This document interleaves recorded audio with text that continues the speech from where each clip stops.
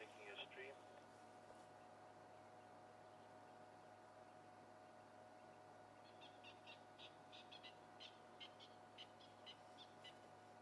Picture is love, picture is love.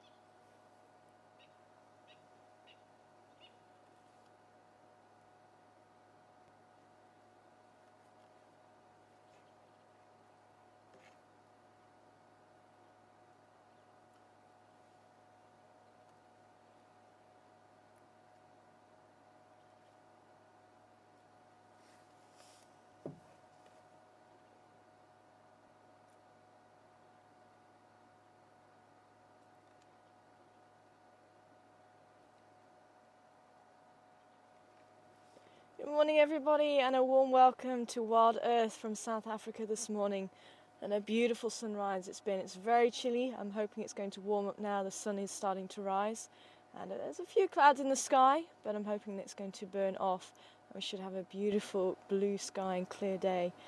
My name's Tara, and joining me on the back of Gunda this morning is Sebastian, and back in final control is Siabonga and Craig. So if you'd like to ask any questions, please do. This is a live game drive all the way from South Africa here in the Sabi Sands, world famous for its leopard. And I did hear some monkeys calling just before we started drive, and some guinea fowl also down towards the dam. So we're going to have a quick look around there before heading down towards Twin Dams, because it sounds like there is an appearance from one of the species that we enjoy seeing, but we don't see them very often. So I'm just hearing the guinea fowl. Let's jump aboard and see what they're shouting about.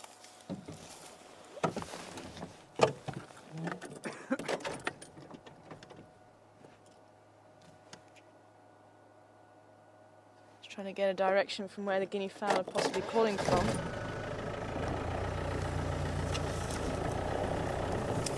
When guinea fowl are calling and monkeys are calling, then it's quite a good assumption that there is a predator on the prowl.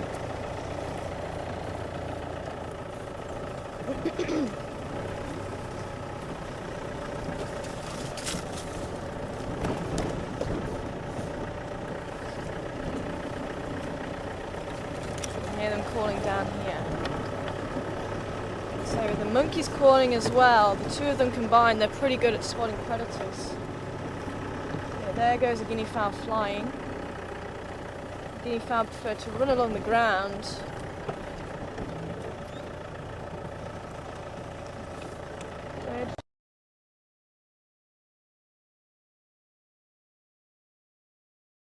So not going to take too much time and have a look. But just while we're in the area and the animals are still calling, it's worth having a look. It was probably about an hour and a half ago. Lions were also calling down to the southwestern side. So a quick look along here.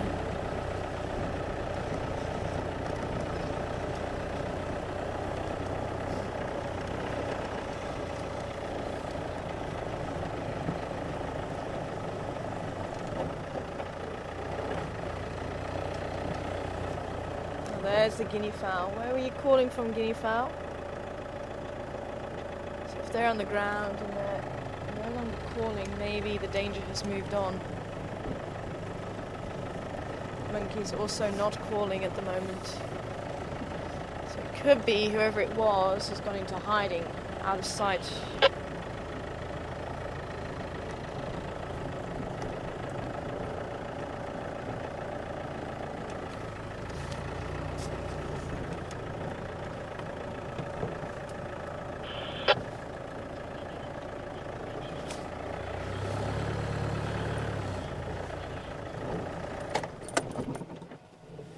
That's a little bit jumpy though. Yeah, well, I'm sorry, I was looking for you. You boy out to these Ngala.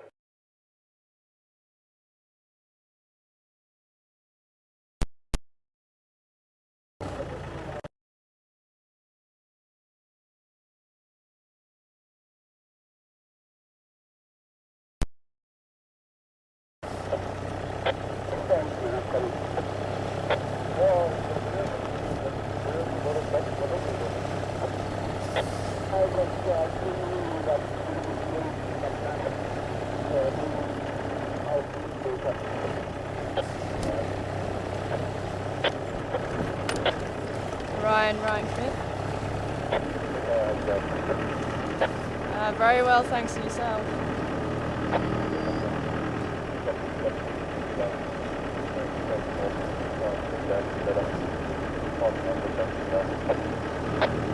Copy. Is it possible to join you?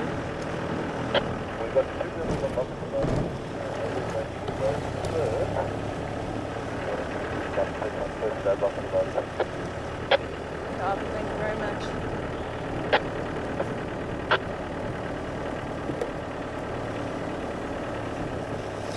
We're just going to start heading down towards where they are. It sounds like they are on a bit of a mission. I wonder if anyone's guessed who it is yet. But they're certainly living up to their name. Walking the line. Or marching the line.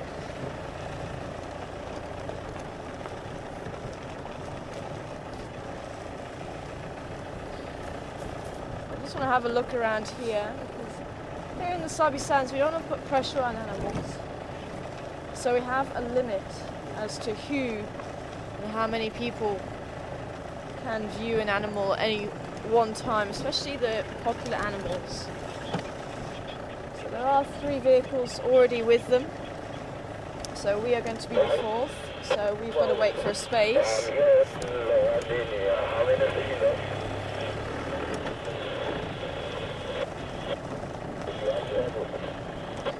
we'll slowly make our way down towards that area.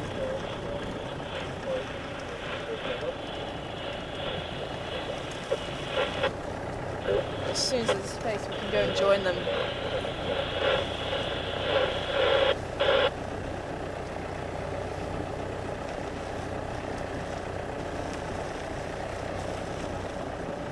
I'm hearing a few more Franklins in here, so I wanted to check this road, because I've been hearing the Franklins calling here, and I wondered if maybe it was upsetting the guinea fowl came down this way.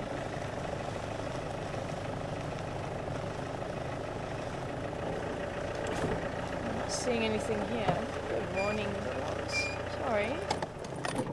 Got the crested Franklin in the road.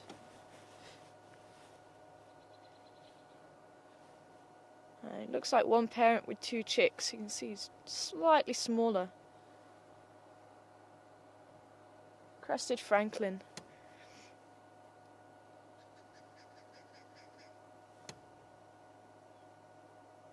Now the reason why I'd like to try and get to this animal as soon as possible is because as soon as the sun starts climbing, they may settle down to sleep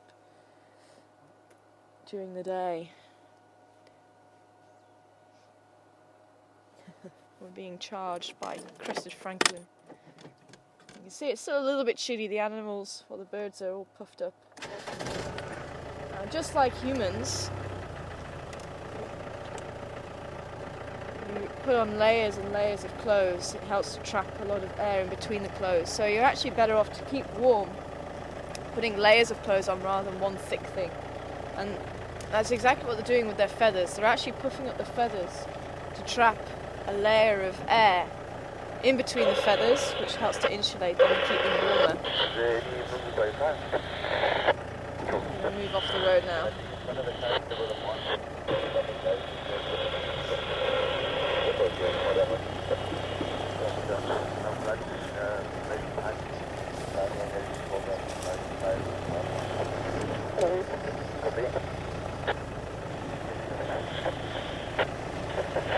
As I say, I would like to come back and have a good look around Gowrie Dam if we get a chance.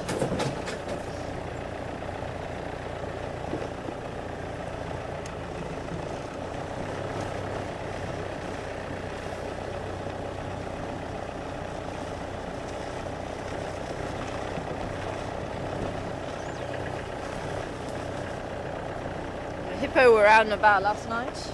Lots of hippo tracks.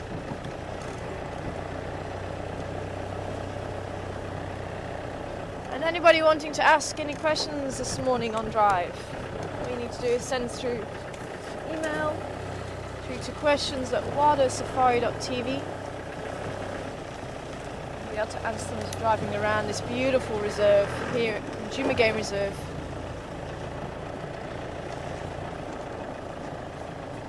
It is a big 5 reserve, well it's actually a magnificent 7 reserve, including cheetah and wild dog.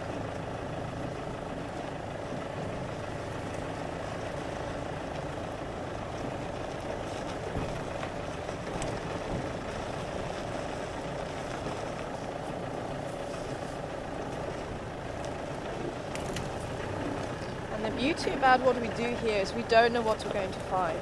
Every day is different.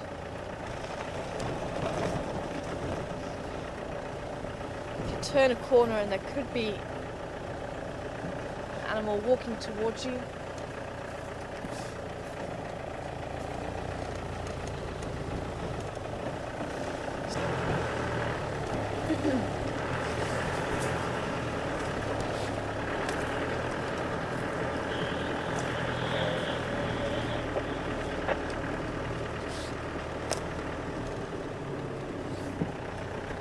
Confirm you're calling me. I'm on Twin Downs heading towards, Chalapan, sorry. No worries, I'm going to make a check. Stay where we are. I'm going to pull out. Sorry you guys, we're faster than I thought. Good morning, mister. Where are you wanting to go?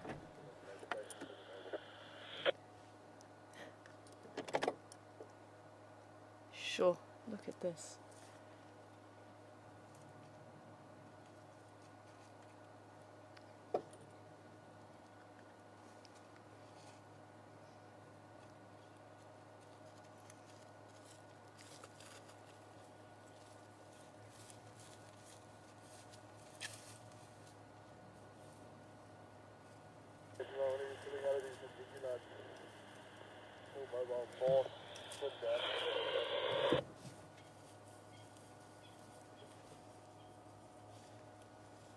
And the third one's coming. Wow. Unfortunately, they weren't expecting me to be here. I wasn't expecting to be here. I thought we could...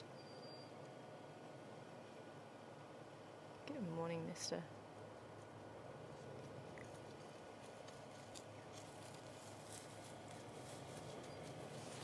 Okay, I'm just going to make space quickly. Good morning. You guys were quick. Good morning.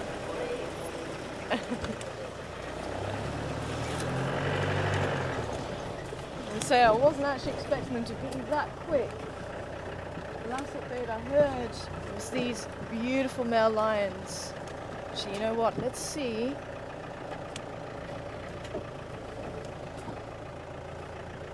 Catch up with them again here before maybe trying to go around again.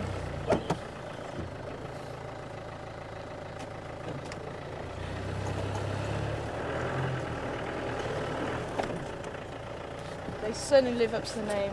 Oh, they're walking into the drainage line apparently.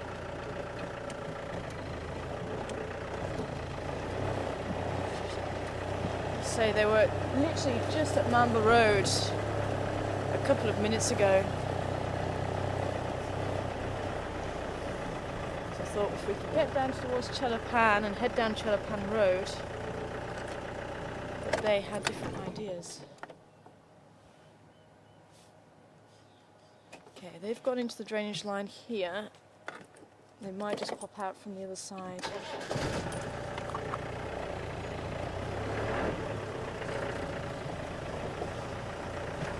So 3 magnificent African lions. The Majingilanes. I wonder where the 4th is.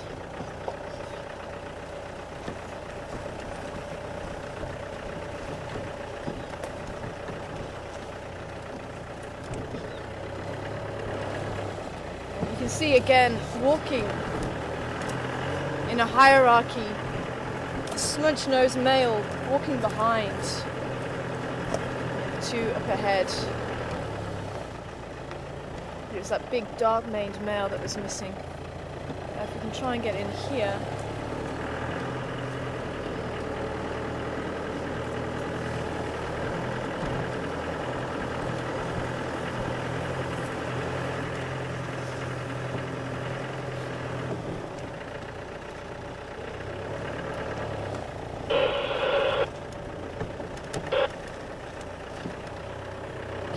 I thought they might just pop out here, but it looks like they stayed in the drainage line.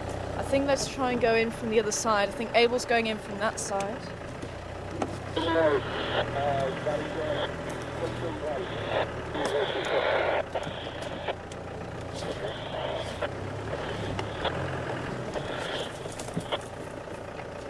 Abel, come in. Are you going to try and relocate?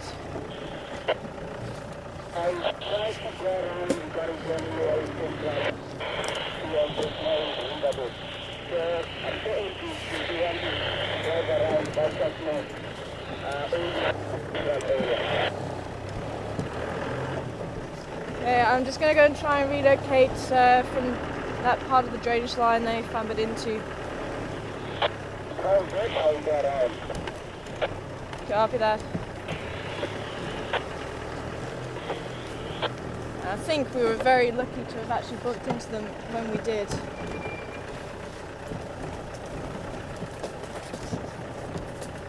Managed to get a beautiful view of them. As I say, these boys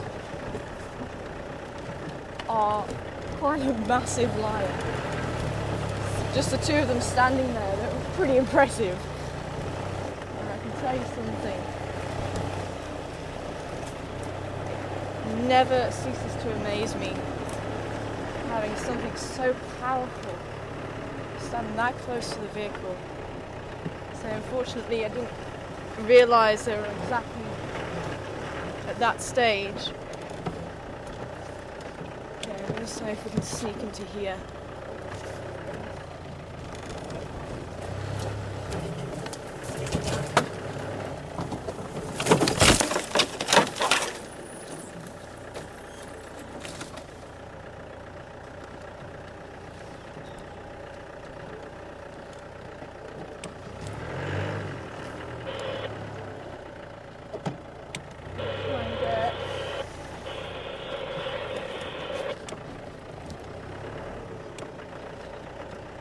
So if we do have any new viewers on board, these three males make up a coalition known as the Majingilanes, which means walking the line, marching the line.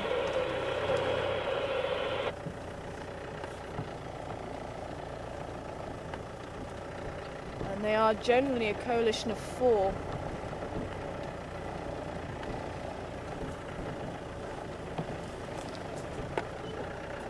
This is where they went off, but this is going to be too thick. I think we need to go further into the drainage line.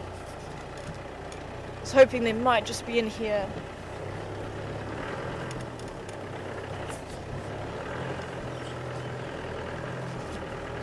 There's quite a sheer drop, not too high up, but high enough to stop us being able to go straight in.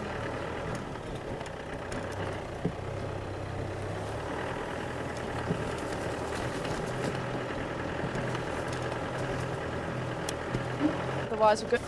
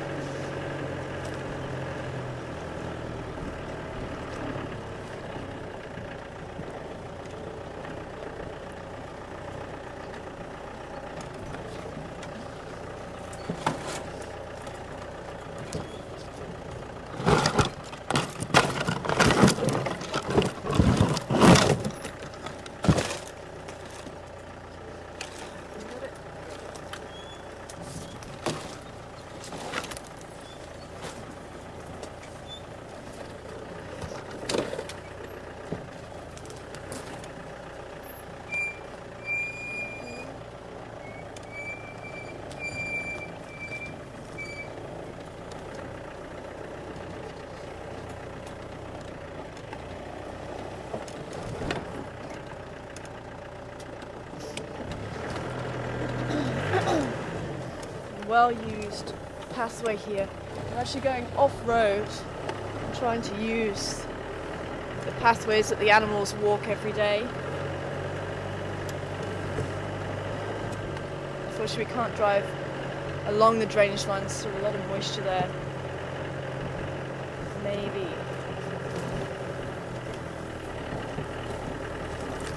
We can get along here.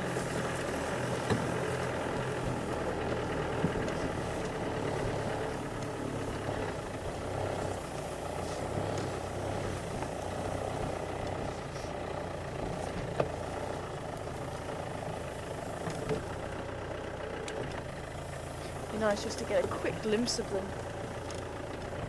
At least you know they're still around here.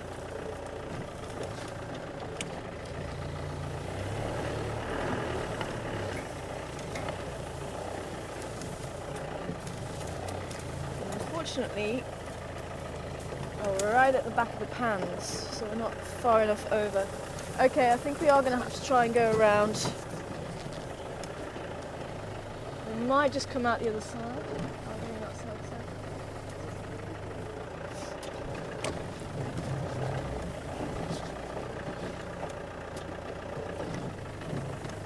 This is always the fun part, going off-road.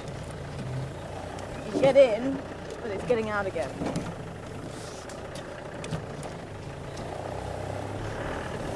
Okay, well it was worth a try, because they may have come down this way.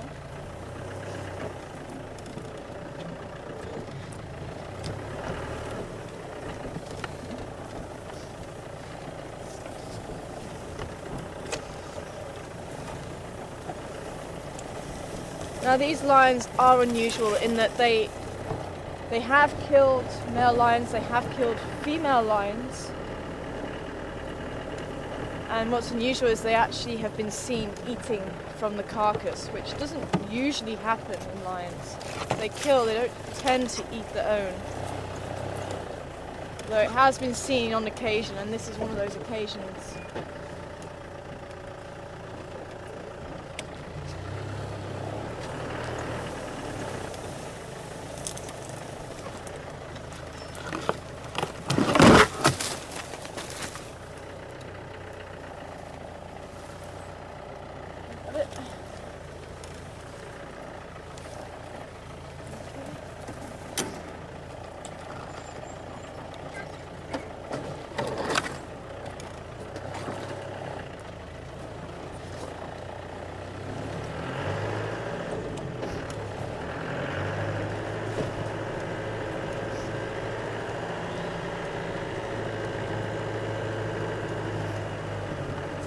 What I was hoping is we can maybe just drive along and catch up with them. But c'est la vie.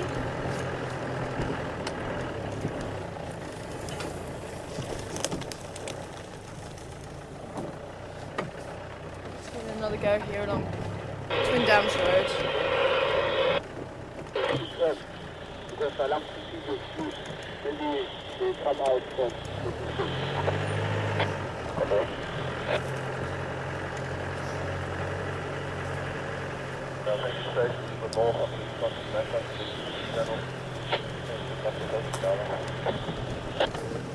Thanks a lot, Ryan, and thanks for letting us have a quick look. Sorry for bumping you guys. We're a little bit faster than I thought you were.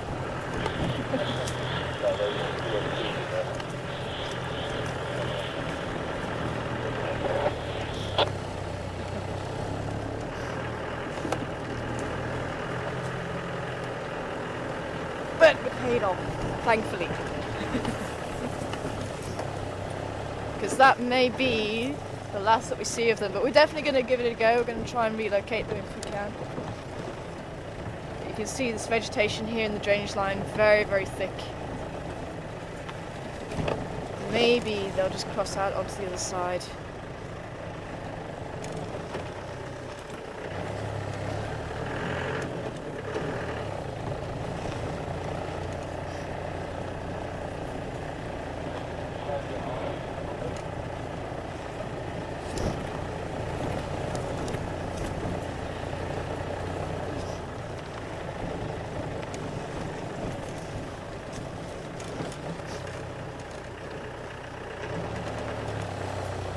Now they took over the territory from another pride or another coalition called the Mapocos, and they were 6, and they split up.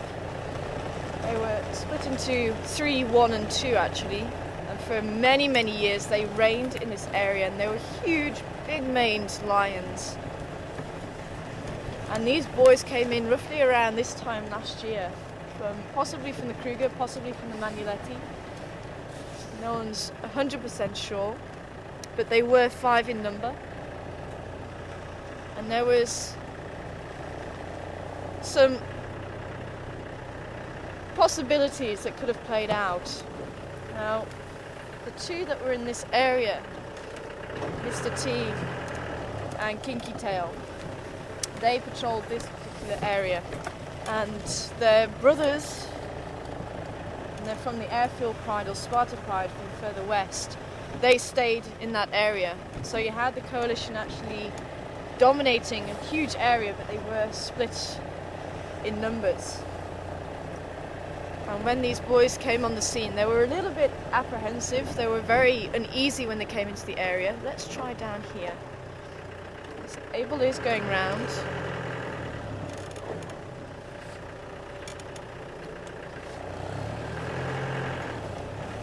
But I wonder if these boys are on the buffalo scent trail. I confirm, is anyone calling me? A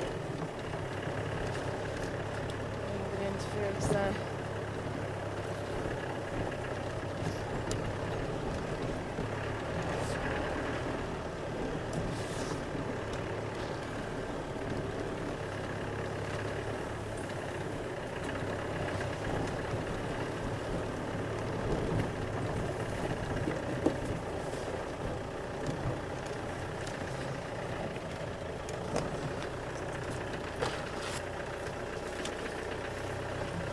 But I'll tell you something, when they did clash with the Mapocos, those boys changed, that whole attitude changed.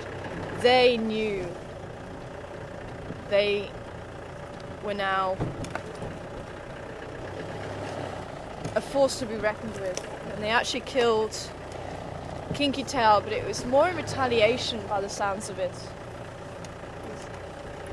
The 2 Mapocos actually killed one of theirs first, and that same day, following that afternoon, that's when they struck and they killed Kinky Tail.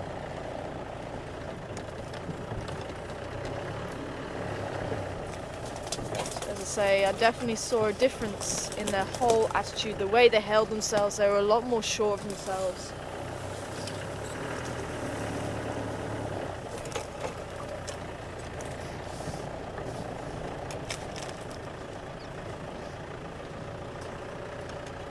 Wide open area. See, I'm hoping the rate that they're walking, they may have made it up here already.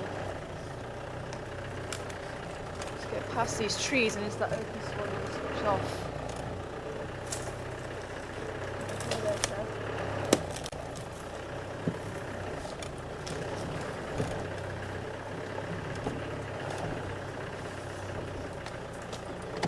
Franklin's are going.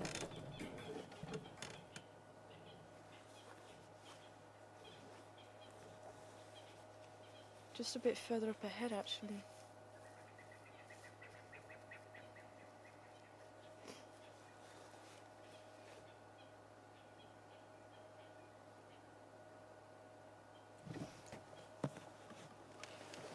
So now this is when we're trying to use the sounds of other animals that may be alerting us to where these lions might be.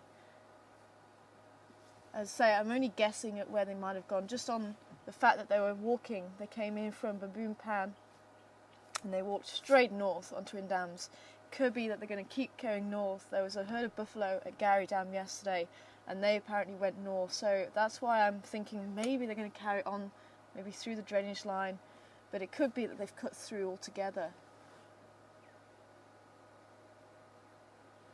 So I'm just listening out. The squirrels may tell us where they are. Maybe there's monkeys around. Maybe the baboons are around. So if there's any animals that will give an alarm call, or even if there's any antelope in here, we may hear them barking. So that's why I'm just sitting and listening, taking note of where those francolins are calling.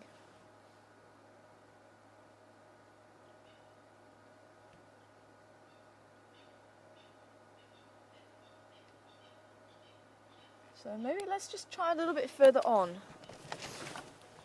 So the sun isn't that high at the moment.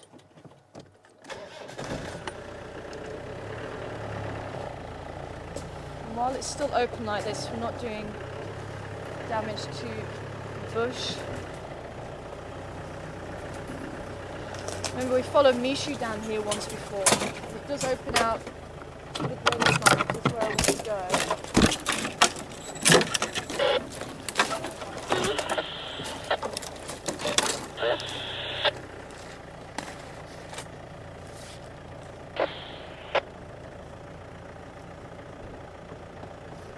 Able, come in. I'm getting a lot of static. Have you had any luck that side? Okay, copy, thanks.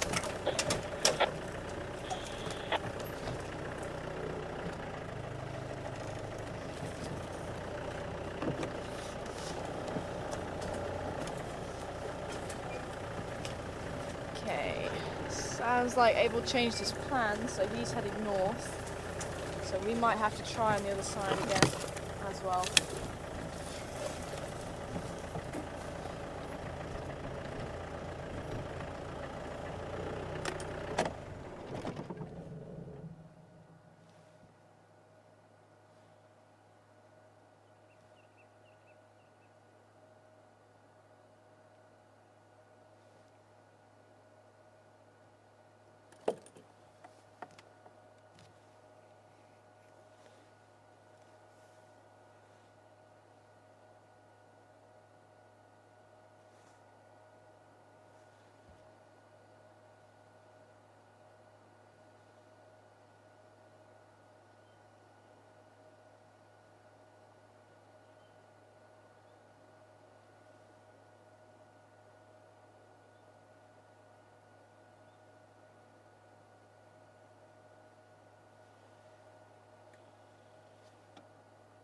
Very quiet. This is actually quite a wide drainage line too. So it's not just a hop, skip and a jump over, it's quite a wide one.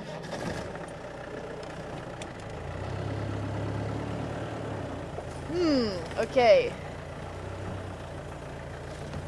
That would have been perfect. Excuse the pun. They were just walking down here.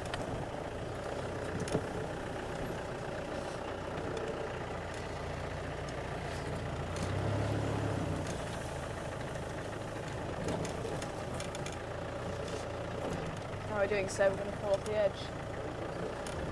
Can I keep going? Yeah.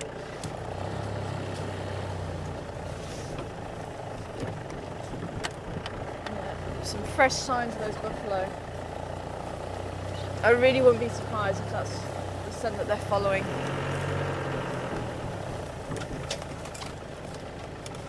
Looks like those buffalo did come through here.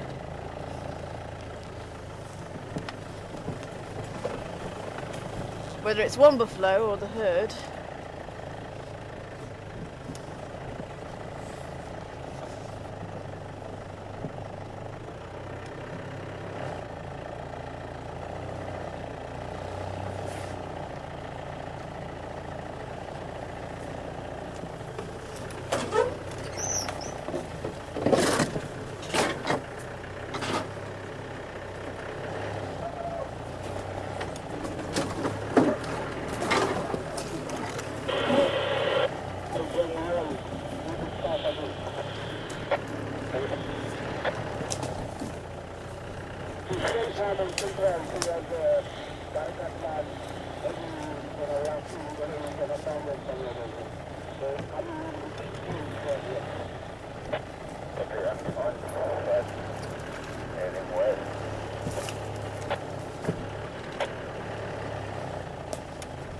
Able, come in. Sorry, want to stop there?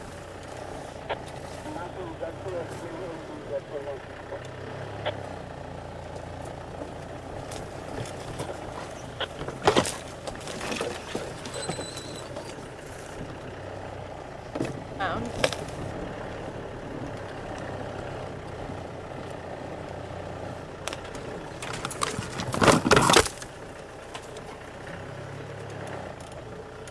Hello.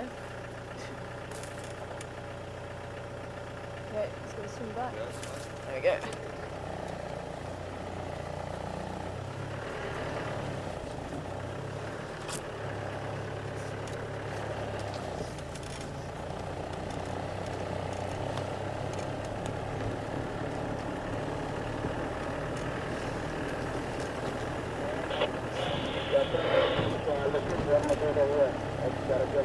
Ah, they've already made their way towards Gary Dam. Copy, can I come and join you?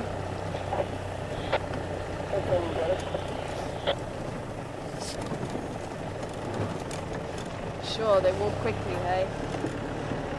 So I think Abel just said that he's already at Gary Dam.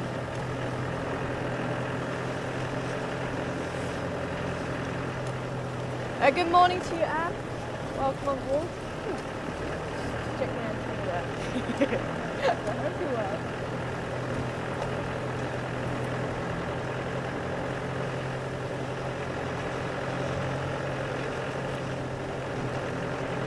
Wanting to know, do we have any jackal here? And we do, we just don't see them very often. We have seen side-striped jackal here a couple of times, blackback a few times. But they tend to make themselves, or appear, more when there's a carcass around that the lions are busy feeding on. That's when we tend to see the blackback jackal at least. Side-striped, we saw it for a couple of days. I've seen the tracks once. So I think they are still around, we're just hiding.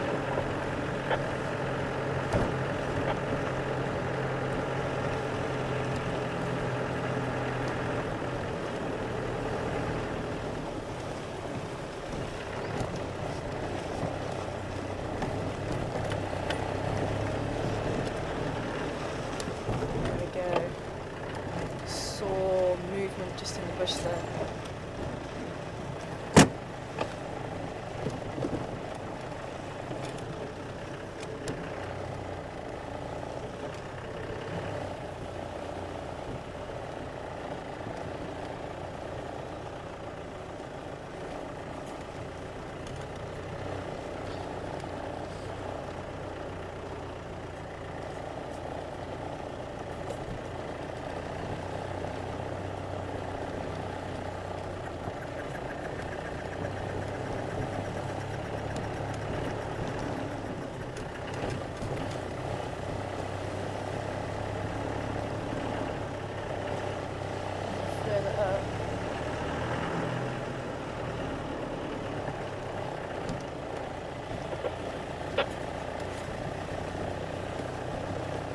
Would be nice if they decide to settle down here for the day.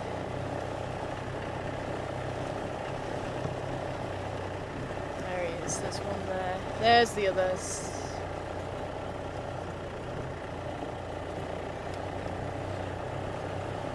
Onto the dam wall. It doesn't look like they are going to stay. We're going to try and go around onto the dam wall if we can.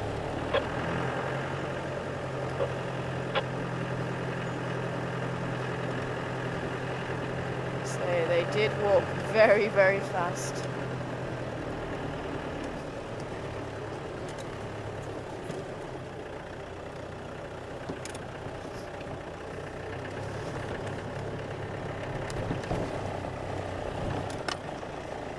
Where do these boys go now? There they are.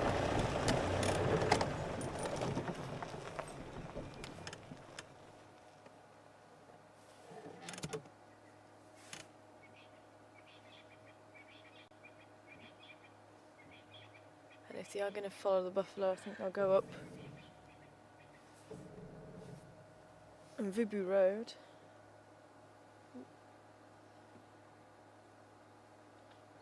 Okay, that's where the first one is. Where's the second one?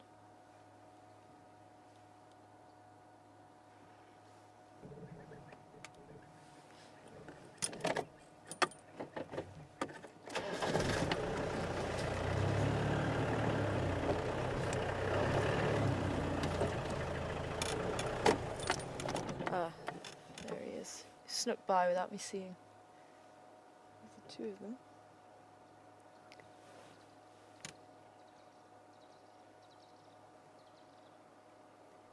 Ah, sorry sir, didn't see that. Oh, here he comes. So we've got Hippo out of the water. We need 2 cameras now. Hippo out of the water and the lion's just making an appearance there. There we go.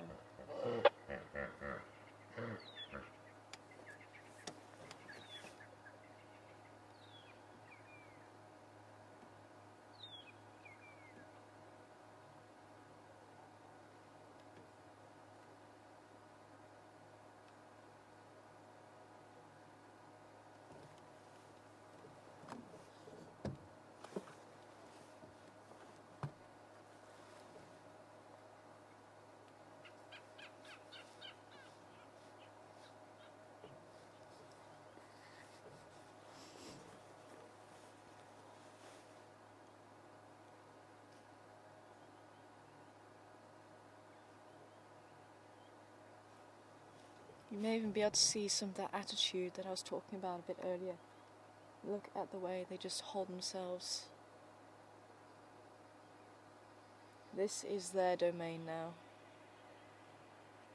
And there's the pale-eyed male just at the back. He's got these piercing, clear eyes.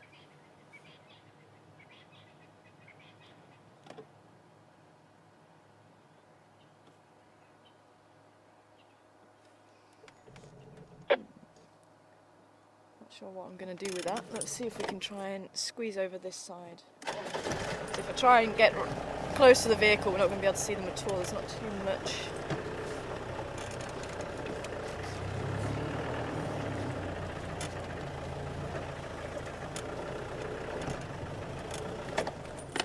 There we go.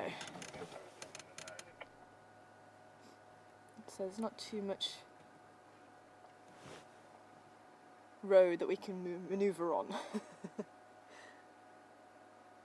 we go.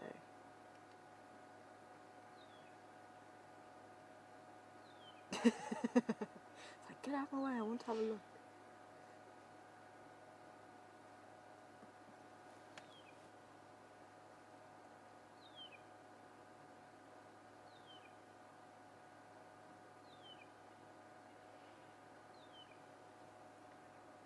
So it is quite interesting just to see how they walk. Every time we've seen them walk past the vehicles, that smudge-nosed male is the last. And that dark maned male who isn't here tends to be right up ahead, and those 2 of the males tend to walk side by side, and that's exactly how they're walking now.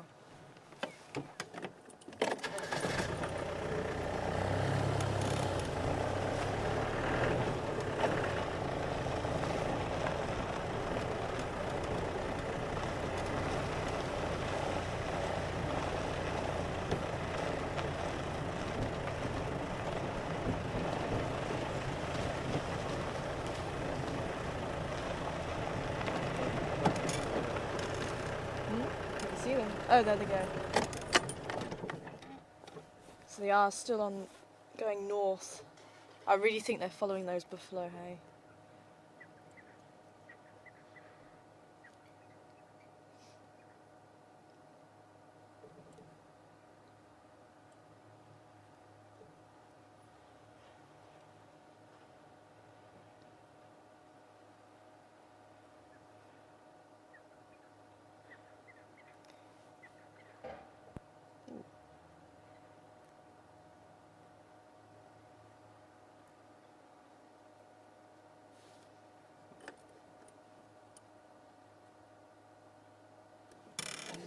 Let's see if we can have a look from the drainage line. There's going to be some nice life there too. Thought one of them was going to come down to the water's edge to drink there.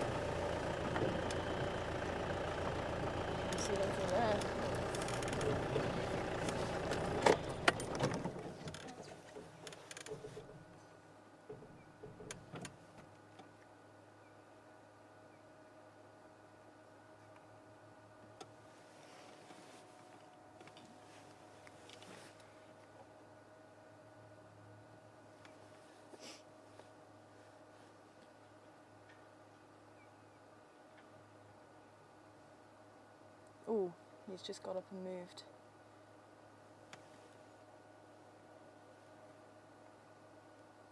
Okay, we're able just to drop back down to the two boys. They're moving at the moment. There we go.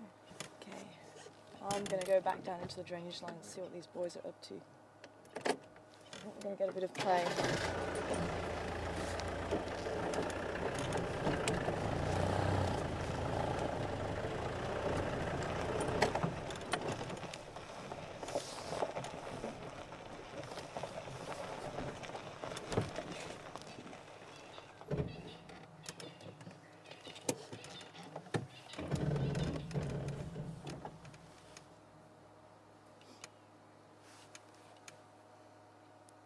Those bonds need to be strong with a coalition like this. They need to know that the other one's going to have their back. And they certainly did when they retaliated in the killing of one of theirs by the Mapocos. So you'll see them just like the females, licking each other, grooming each other, nuzzling, strengthening those bonds. Look at those huge paws.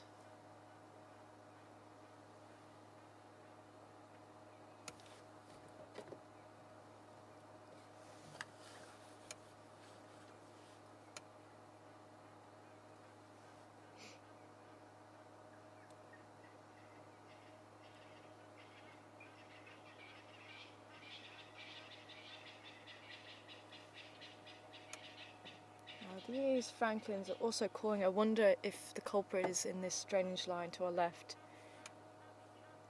because these lines are nowhere near them.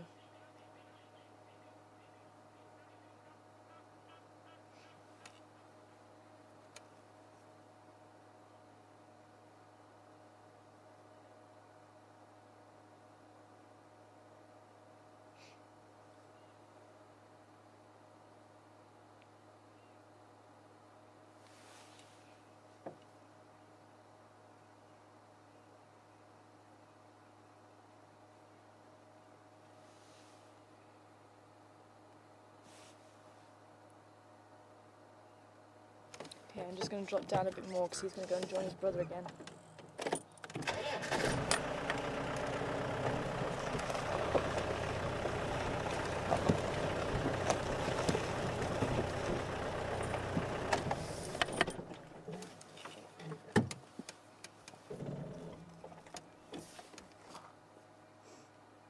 And there goes the other one.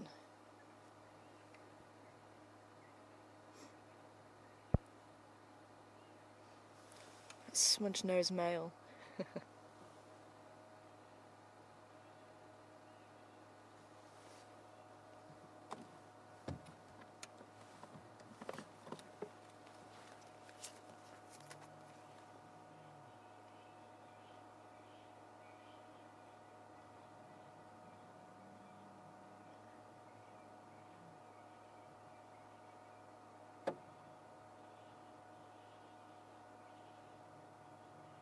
Quite interesting, just having a look at what the other male was eating, and he's licking some buffalo dung,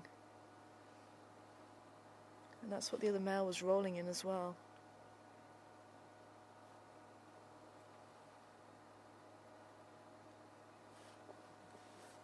And now this male's doing it.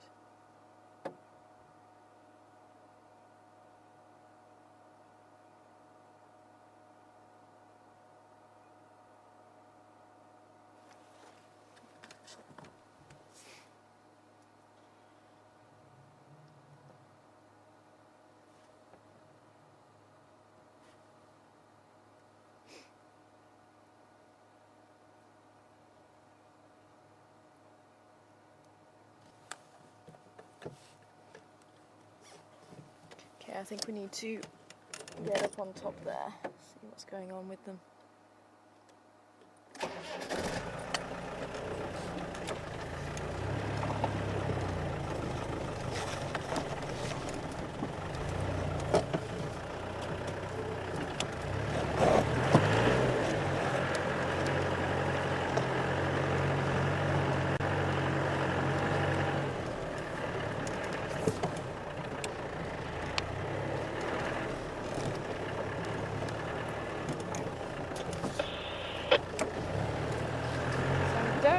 didn't get a chance to see these boys, and it just is so nice just to spend a bit of time with them, especially when they're so active like this. That sun is still climbing, so who knows how long it's going to be before they do settle down for the day. Lions tend to sleep during the day. Just coming left side, so hopefully we can get a nice front view of them again.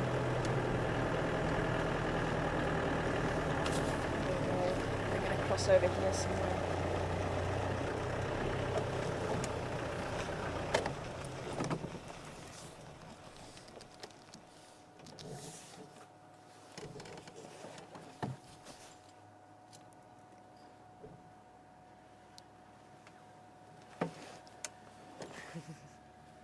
Look at this.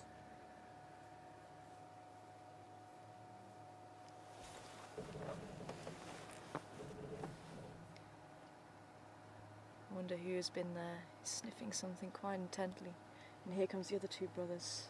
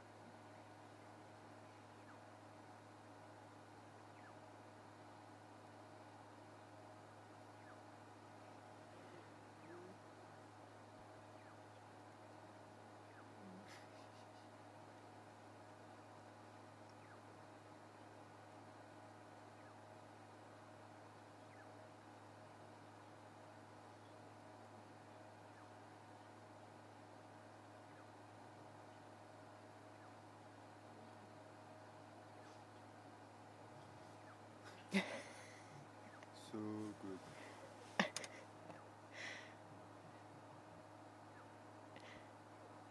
How's that for brotherly love?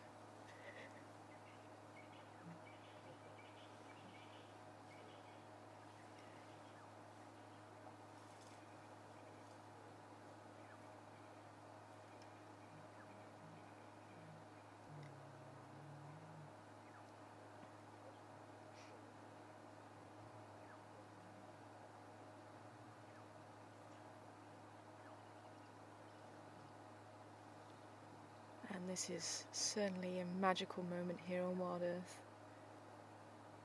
Watching the bonding between 3 male lions, and they really are becoming quite impressive males. Even from last year, there's a lot of mane growth on these boys.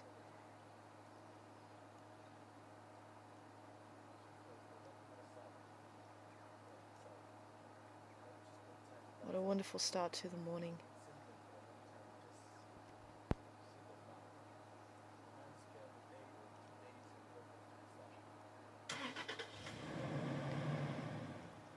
Stunning, stunning cats.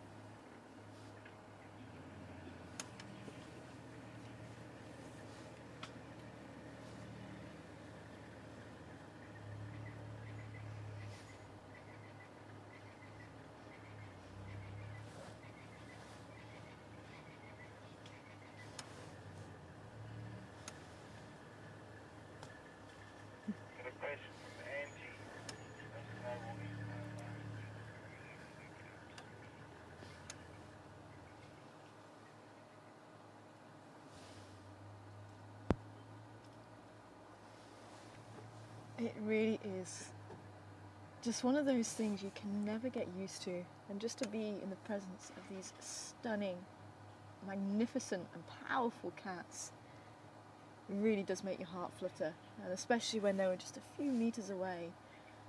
They really are capable of killing a human being, and yet there is absolutely no need to, and to witness them in their lives doing something that is so compassionate towards each other really is something very special.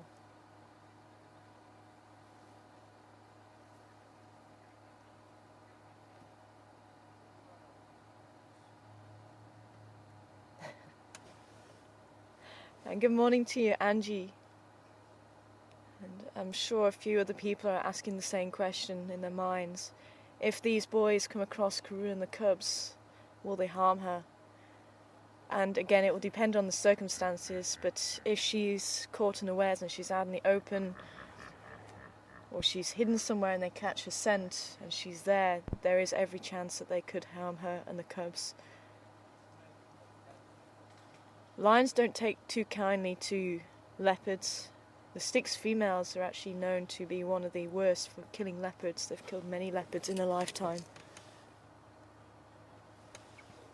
But it does depend on the circumstances. If Karula sees them first and she can get away, or even the cubs up a tree, if she can get the cubs into a tree that's not easy for the lions to climb, and they are around, they may look at her, they may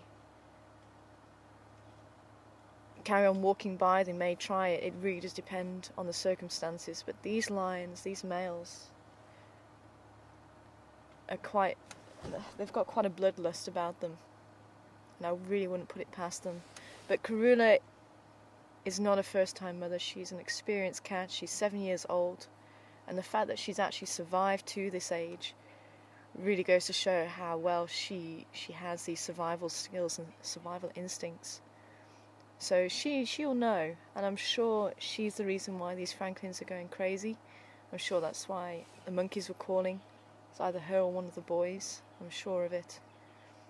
And I'm sure she'll either know that they're here, or she'll be keeping those cubs nice and safe. And the pure fact that she's managed to rear 2 sets of cubs successfully so far really is quite an accolade to her. She really has done well so far. And the cubs are now just over 6 months old. And that still is no easy task. Both her daughters have lost one cub each. Actually, unfortunately, one of the daughters, Shadow, or we know her as Tingana, has actually lost both her cubs. So Saseka, as far as we know, still has her one cub. It just goes to show, even though her daughters have her genes, it may be that they've not quite got the motherhood right just yet. Need a little bit more practice. It could have been just the circumstances were unfortunate in that they had no way of saving those cubs.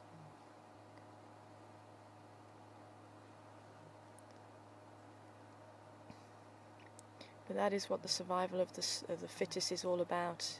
Being in a situation and maybe having a bit of luck on your side, or maybe just the strength and the ability to survive whatever life throws at you. And I think this boy is in need of the females. I wonder if it was these boys that I was hearing calling this morning.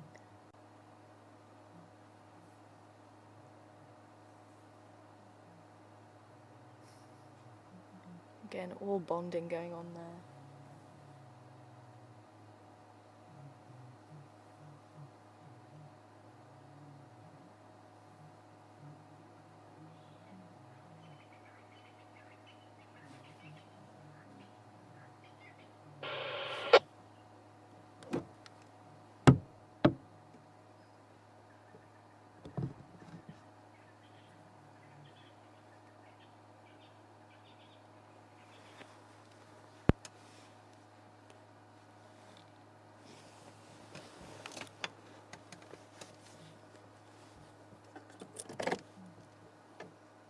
I'm coming back out onto the road.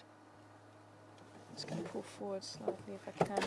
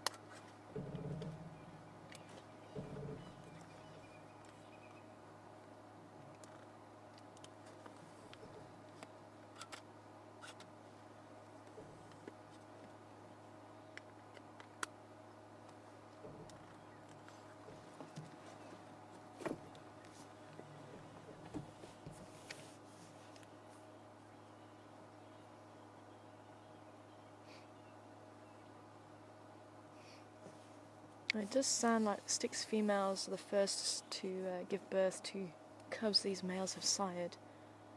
I believe there's one female with 4 cubs.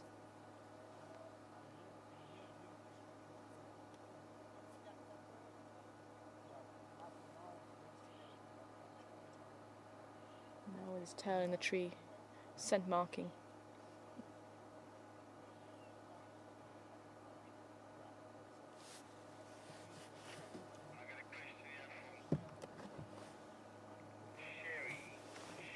Shall we see if we can drive around?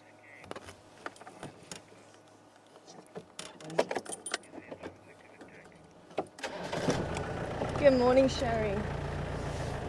And quite an interesting question from you.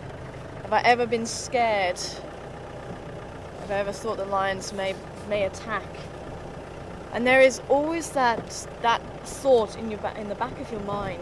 As I say, these animals, they look like they're docile, they look like they may be domestic animals, but I can tell you now they are far from it. They really are as wild as a lion can be here in the Sabi Sands, and believe me, if I was to try and reach out and touch them, I really wouldn't survive with that encounter, or at least my arm may be taken away. I might survive if I don't lose a lot of blood.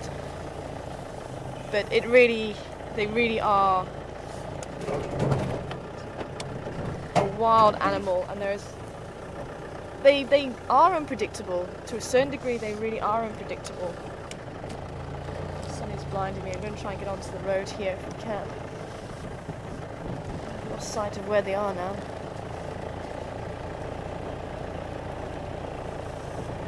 I'm hoping, again, they might just walk this way, so hopefully we can get to see them again. I am on the wrong side of the sun now. There we go, they're just here again.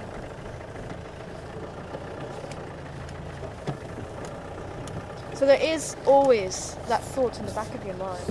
Can you see them past that bush there? Not really. Yeah?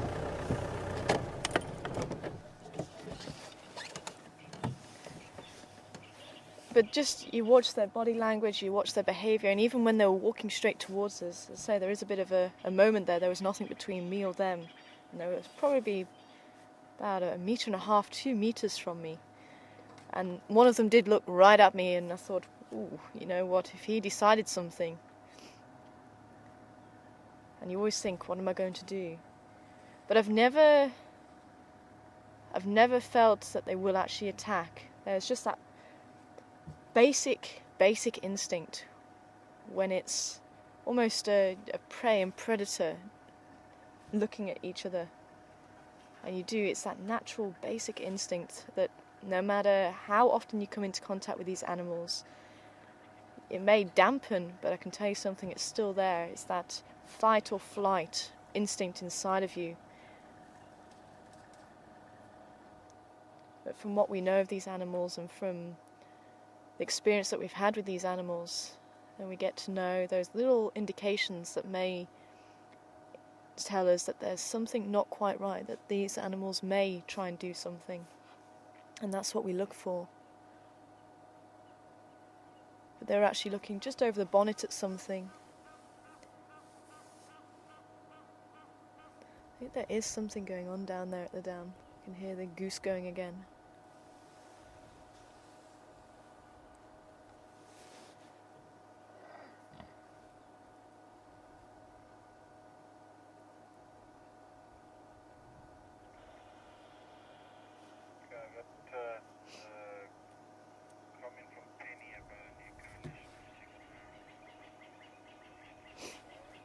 Oh, thanks, Penny.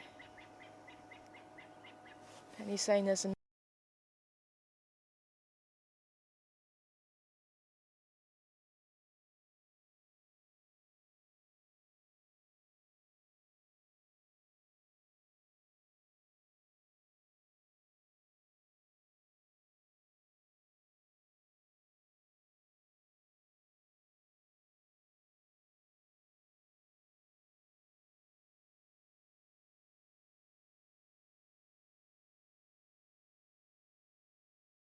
in the south of about 6 as well. There's a coalition of about 12 or 13 in the north in the Majingilane, although they're still fairly young at the moment. So there is some exciting times ahead in terms of lions, but some not for the faint-hearted. And it's going to be certainly quite interesting to see what happens with these 4 boys. There's only 4 males in this coalition now.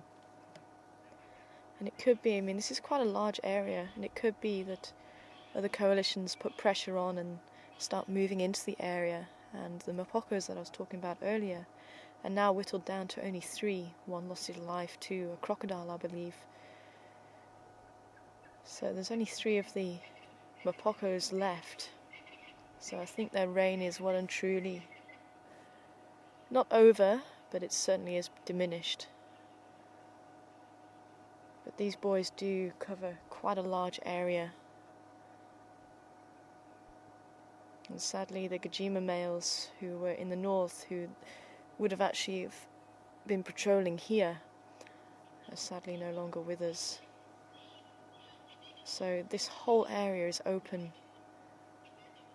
But what it does mean is any cubs that have been sired if they don't get through to adulthood, if this all happens fairly soon, then there's going to be a lot of bloodshed, which is not great, but it is necessary in lion society to the degree where it stops inbreeding, and that's one of the big reasons why it happens. So if lions take over an area, they'll quite often kill any small cubs so that they can sire their own cubs, and if a female has cubs, she won't come into estrus for 2.5 years after the birth of those cubs.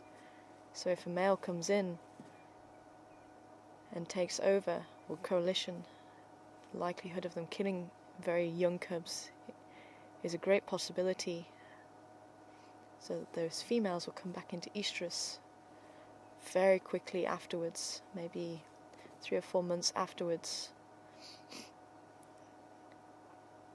So unfortunately for lions, you get the times of peace like this, and then when there's a takeover, there's a lot of unsettlement, and even now there's still a bit of unsettlement. I don't think the Styx females, they don't seem to enjoy the company of these males very much, although one female has given birth to cubs which probably have been sired by these males. They were seen mating.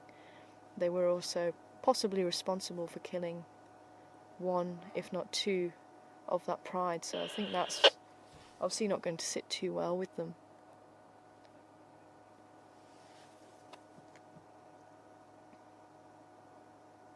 It's certainly a very complex society with the lions.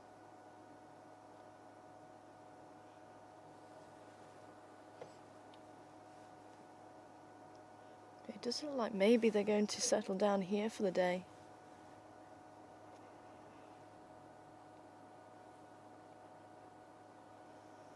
Bob is asking a question. She just wants to know what group of lions she missed the beginning. Hi Bob.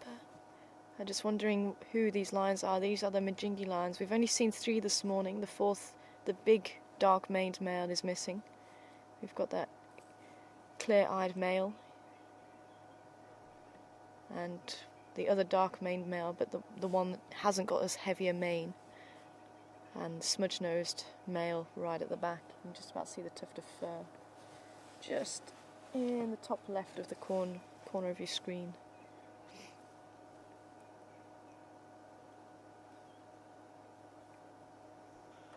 Have some information from Cindy for you. Says from what she's read, there was 1 Majingilane male and 2 Tsalala females. Ah, thanks Cindy. Cindy coming back. There was some information about one of the Majingilanes on Elephant Plains, which is to our west, with 2 Tsalala females. And I think they've also killed a couple of that pride as well. It's not a pride I'm overly familiar with. We don't see the females here. But as I say, these boys are not normal males in that sense. They seem to kill females as well as cubs, as well as males. They really are quite a bloodthirsty lot.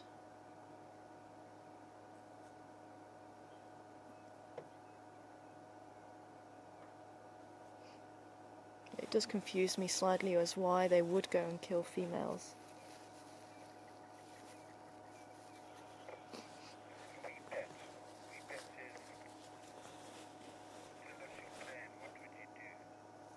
Weepad.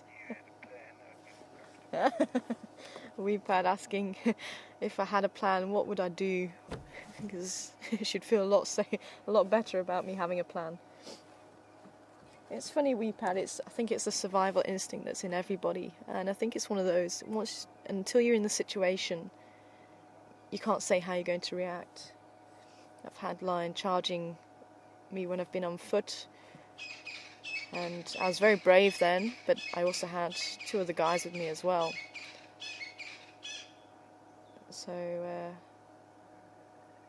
I was in full faith that nothing was going to happen in that sense. I think the most heart-fluttering moment would have been when a female elephant charged, but it wasn't a full-on charge, but it wasn't a warning charge. It was somewhere in between, which was very unusual. And something just said to me, just talk to her. And I literally just said, what's this, lady? What's up? And it was almost as if it kind of broke a spell over her or something, because she stopped dead, maybe about 1.5 meters, 2 meters from the vehicle. And that was on a live game drive. There's something that had upset her, and we parked quite far away, but she decided no, she was coming. And I think that was probably one of the scariest moments in that sense. But I'm just having a look at the back here. Something also caught their attention. But certainly my hand is on the key to the vehicle, and just starting up the vehicle could be enough just to give these guys a jolt, or just a shout as well. Sometimes if you have an animal charging, because we don't shout and we don't talk overly loud. Yeah, I'm just talking normal height now, but it's not as if you go around shouting at the animals all the time.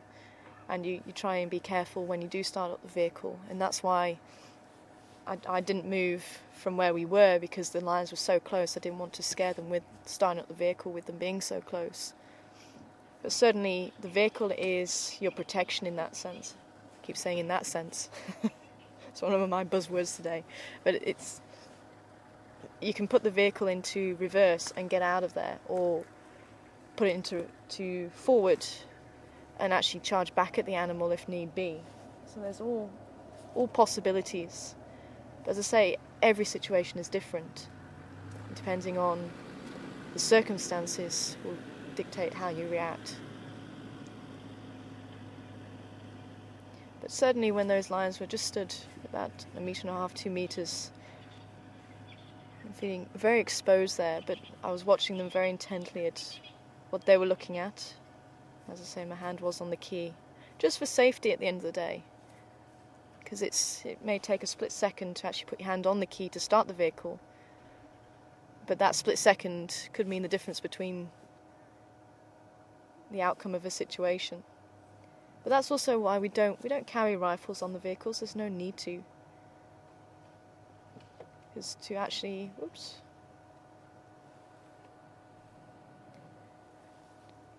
pick up the rifle and climb off the vehicle and aim at the animal that's charging. If you shoot, you have to shoot to kill in that situation, which is what we don't want to do. You have to avoid that at all costs. The only reason why people would carry a rifle is for protection. And it's more for when you're walking, because you don't really have anything to protect you. You have the vehicles when you're driving out and about. And as I say, you can just put it into reverse, you can shout, bang on the side of the door, and that's usually enough to deter an animal.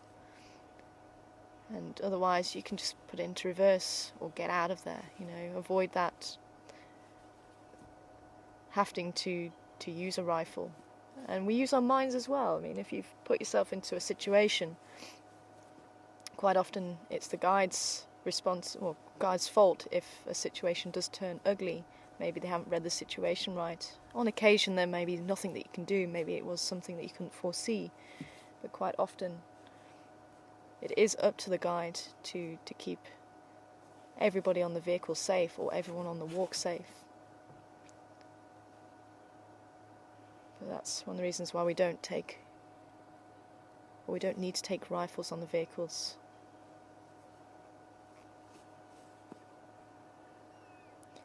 But I do have a kind of a plan in the back of my mind anyway.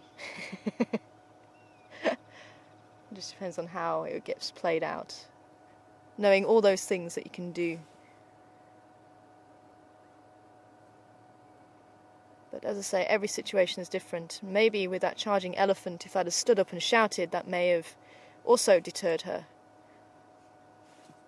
But we'll never know.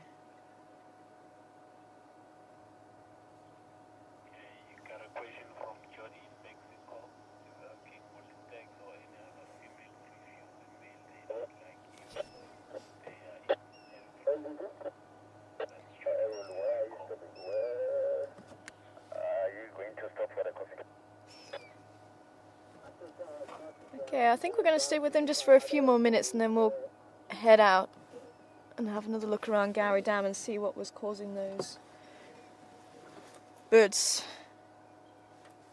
to be disturbed. I'm saying these boys are starting to relax a little bit, so I don't want to disturb them too much.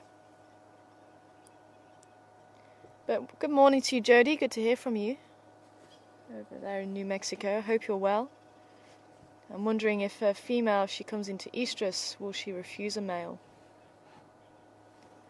And I'm wondering if that was the case, maybe that was one of the reasons why these males have been fighting and maybe killing the females. Maybe they have been refusing them.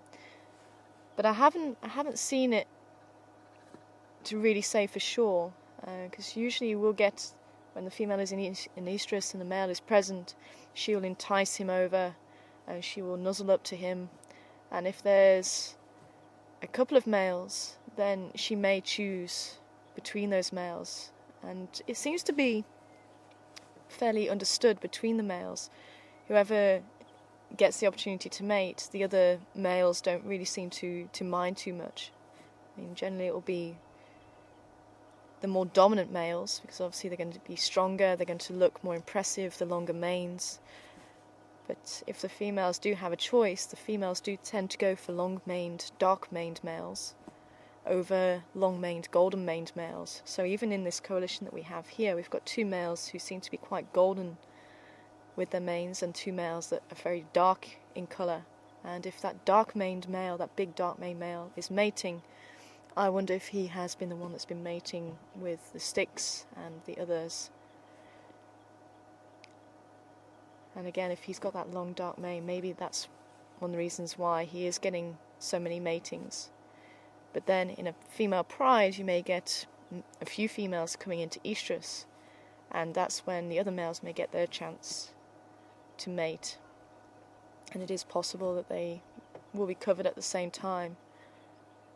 And we have seen that with the Unkahumas. We've got two females who are obviously mothers. They've given birth. We don't know how many cubs each, but they've got 6 between them, and they're all roughly the same age. I think one or two look a little bit larger than the others, so it could be they were born maybe just a week ahead or maybe 2 weeks ahead.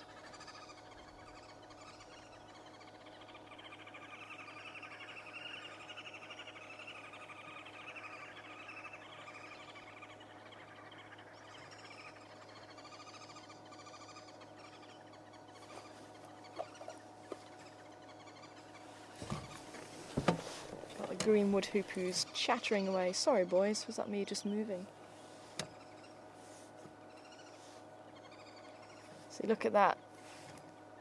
Out for the count, and suddenly a sound, a movement, and they're fully awake and they're alert.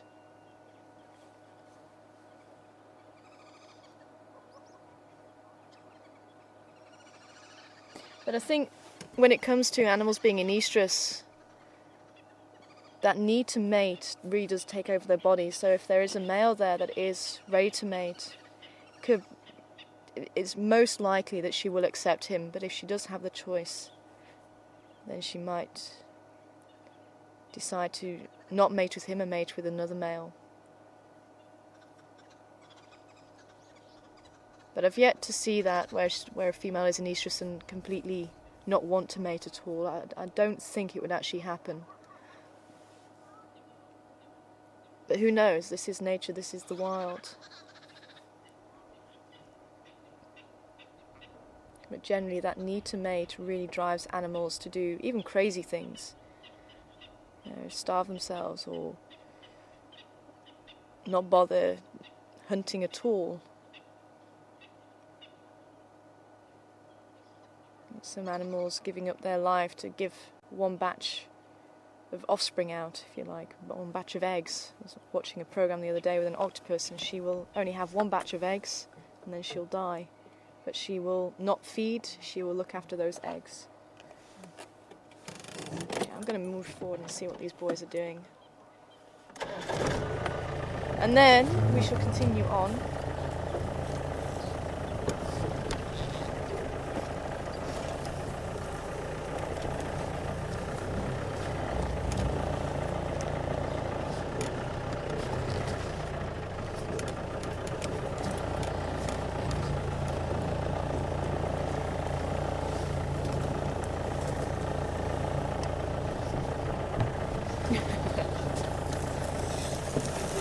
responding again.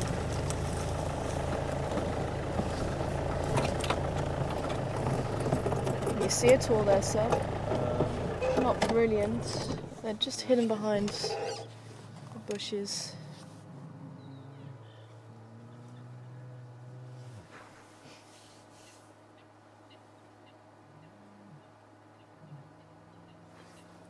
I'm just trying to see if there's another open spot. Yeah, I'm just looking at that. I'm getting through there. See if we can get on the other side.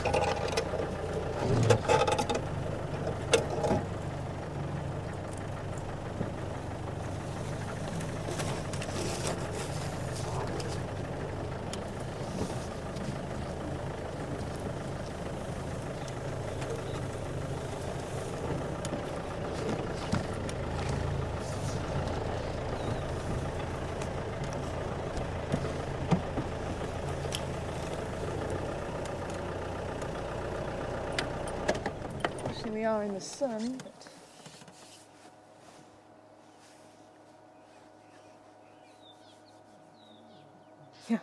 and now they've done exactly what I was hoping they were going to do, which was walk out into that open spot.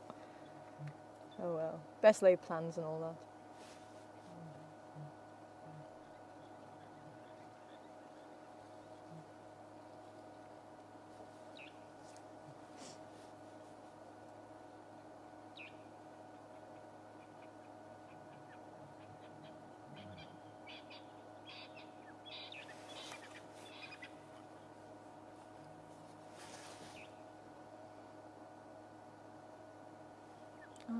Now they're up again, we might actually spend a little bit longer with them and see what they're going to be up to and where they're going to go. Oh no, they're lying down again.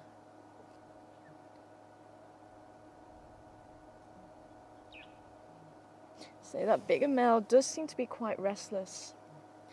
I think before he gets up, maybe we can just go around again, so we can maybe see him if he does join the other two.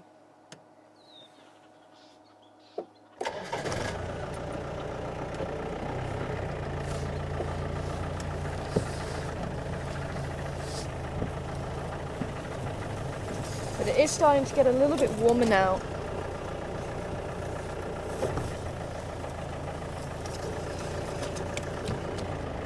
So it does look like they are going to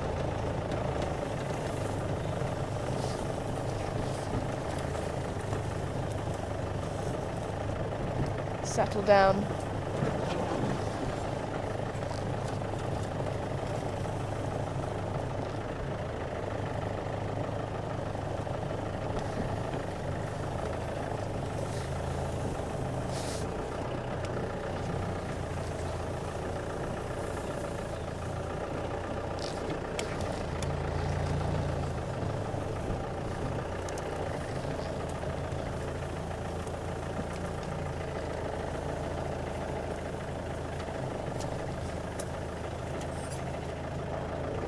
Too close. They're actually just lying down here. I'm going to go around just so I don't disturb them.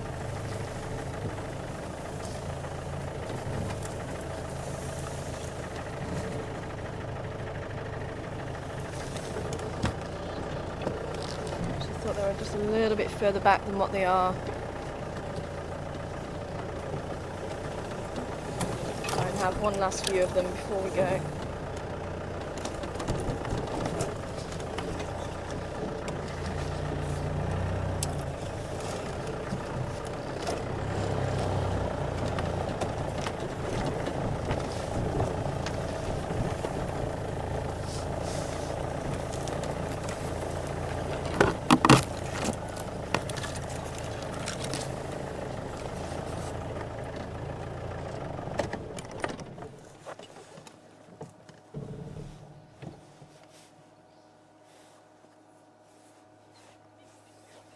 If a lion is grumpy with you, just to show you now, you can see just his whole features. He's closing his eyes, he's looking away, the ears are forward.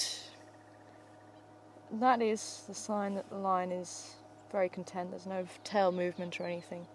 If a lion is grumpy with you, you'd have eye contact, the ears would be quite flat, and the tail would be flicking, just like your pet cat at home.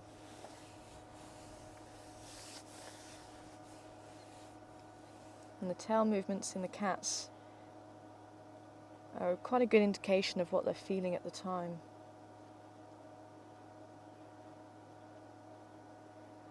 Certainly that eye contact.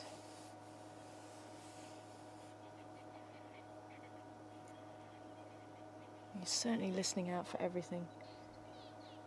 The slightest noise. I don't know if it was me just moving in my seat a little bit earlier that woke them up, or something behind us. They just seem to coincide with me moving.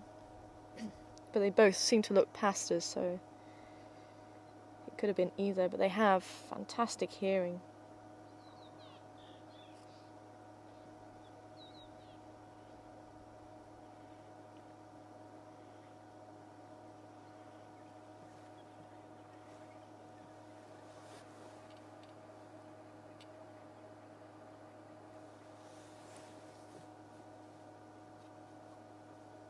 I just was saying earlier about the females choosing between males with different length manes and different coloured manes.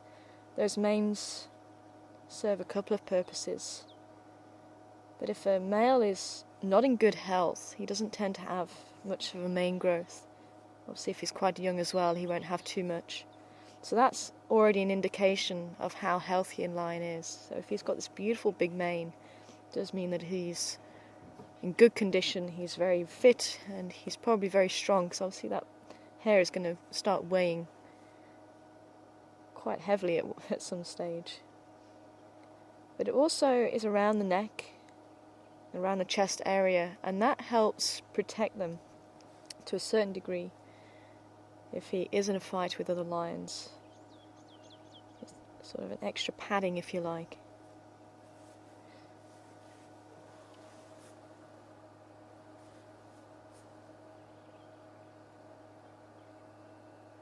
You see he's got a notch in the top left of his ear there.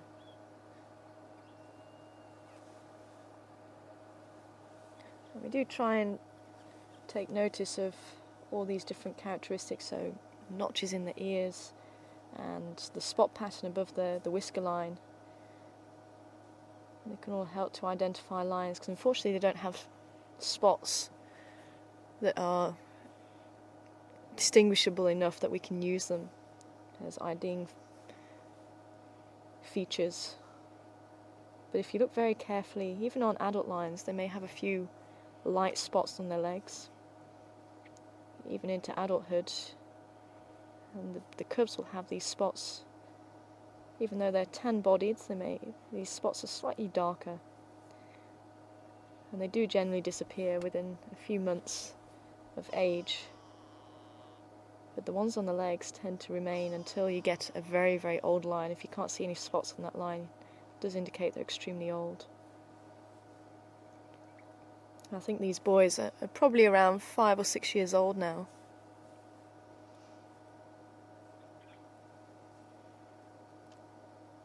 I think the youngest one, I think that smudge-nosed male, may even be a little bit younger.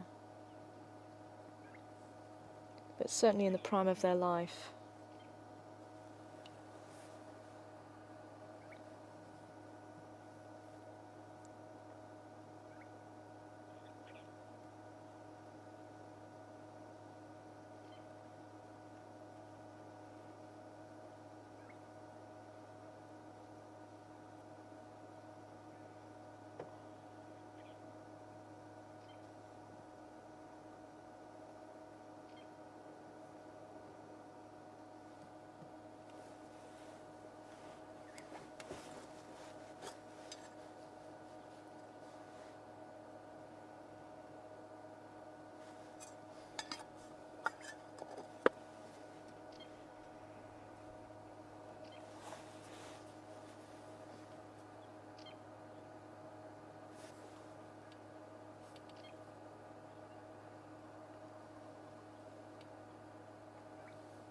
You see those battle scars there on his nose.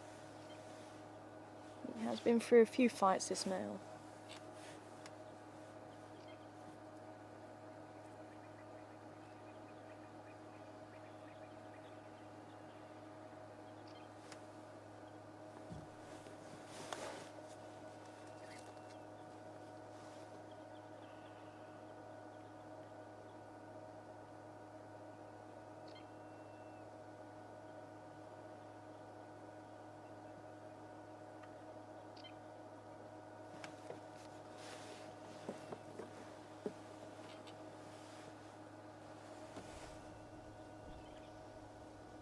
And once the shadow decreases again, they may just move a little bit deeper into the bush, but it does look like they have settled for the day. But if a herd of elephants comes through here, or even a herd of buffalo, it may just push them on.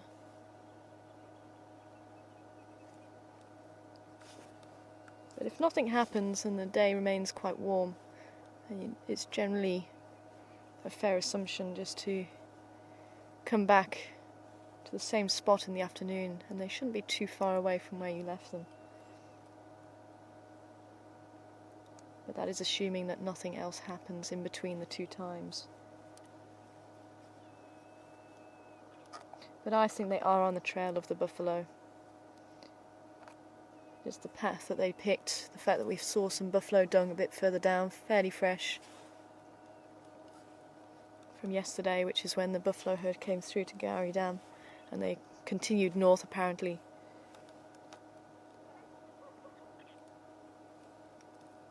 They were also rolling in some of the dung as well.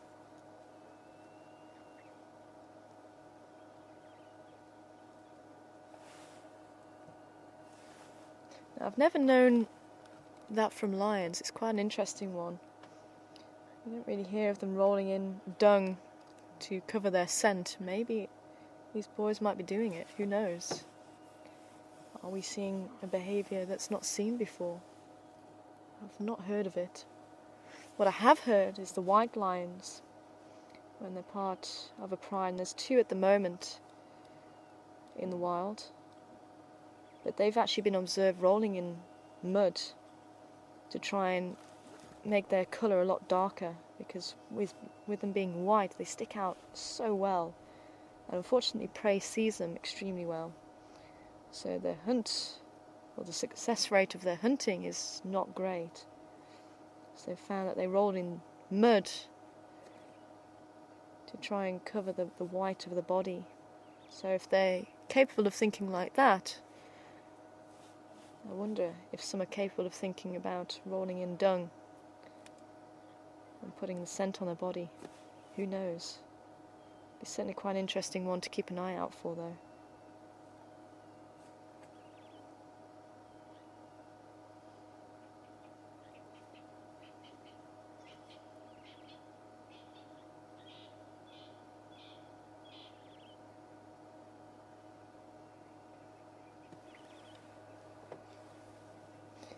Okay, well, I'd love to stay with them, but it would be quite nice just to have another drive around and see if there's anyone down at the dam or anything going on. We didn't really get a chance to see the hippos, and they've been calling a lot. So let's leave them to it. If we don't have any luck, we'll see how the time goes. Maybe we can come back.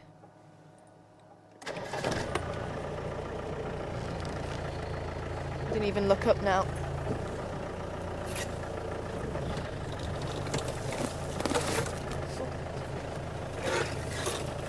Oh, that's gonna hurt.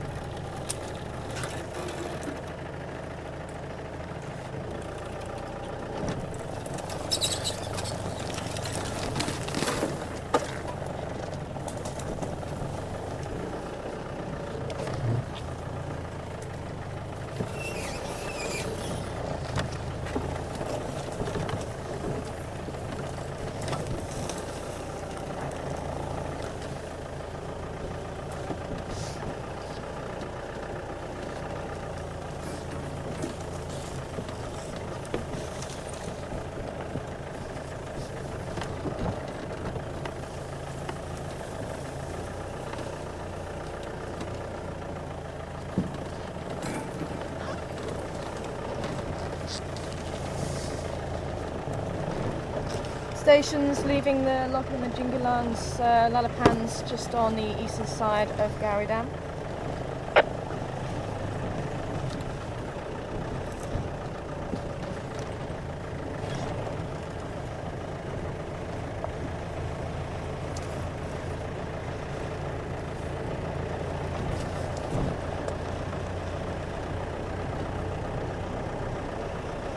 Let's see what these hippos are calling about.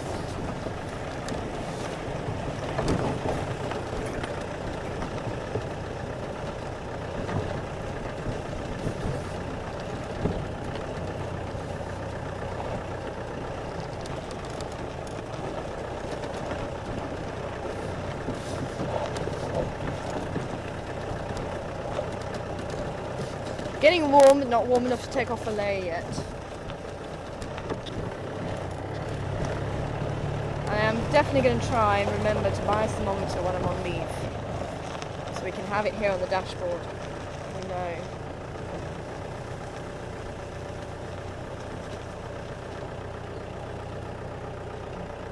There's the hippo on the right. Ooh.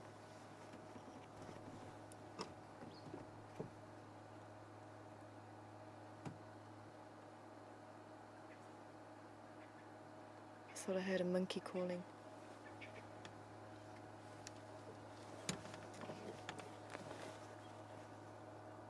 And that is the little baby hippo. Oh, that is so cute. That's got to be about 2 weeks old now.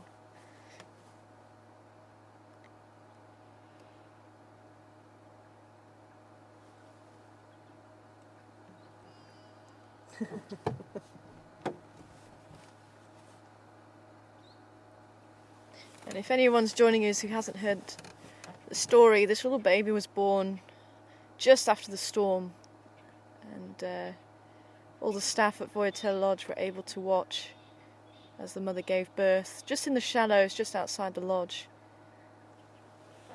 And there seems to be a very popular birthing pool. If you remember, Bob last year also gave birth, or his mother gave birth to him, or her. We still don't know the sex of it. Determining hippo sex is very, very difficult.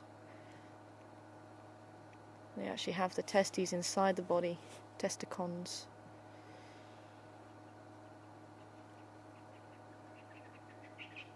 Just like the elephants.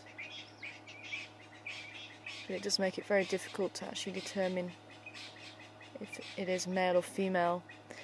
Males can be larger than females. I've even heard that the females have more pink on the face, but I have seen males with a lot of pink on the face too.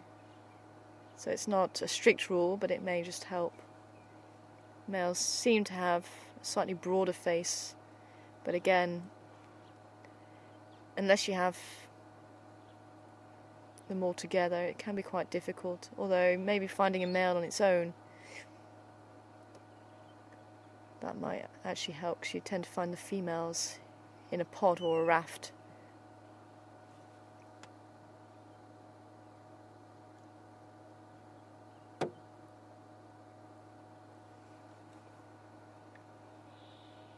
But I think we still have the 3 different families. There seems to be a couple more further back, and then another pod, which I think is Bob's pod, just down to the left. It's almost as if they haven't moved. That's where we left them yesterday.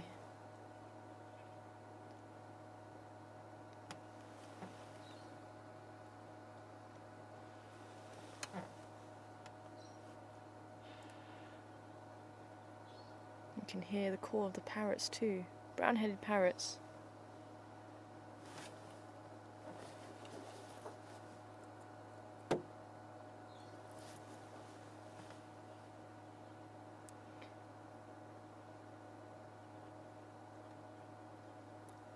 There's a lot of blowing going on from the hippos, but very little else.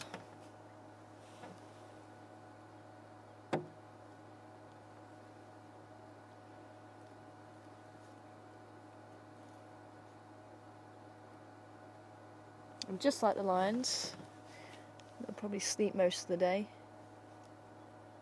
and then start to venture out towards the afternoon.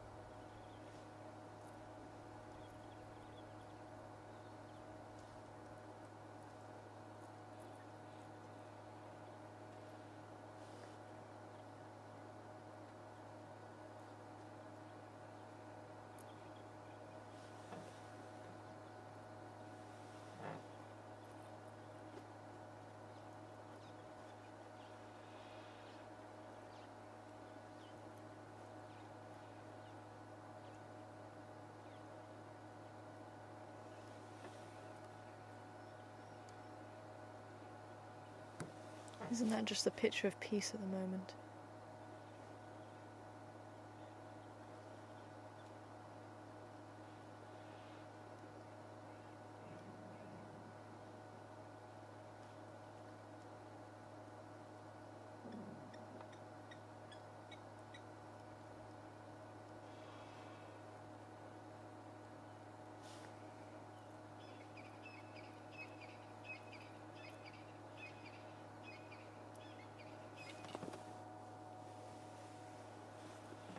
There's a blacksmith lapwing just about to come and join them, just to the right of the baby hippo.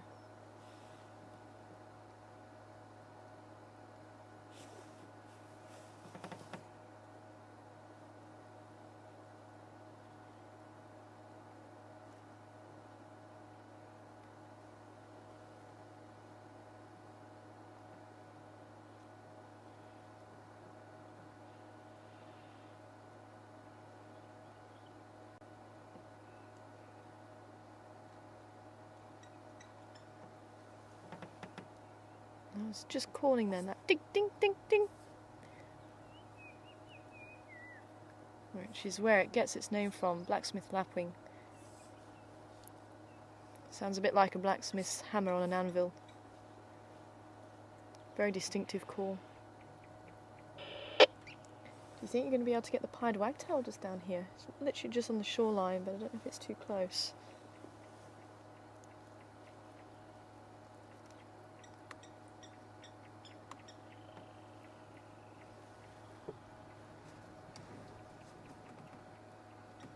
There it is. Yeah. Just in the bottom centre of the screen.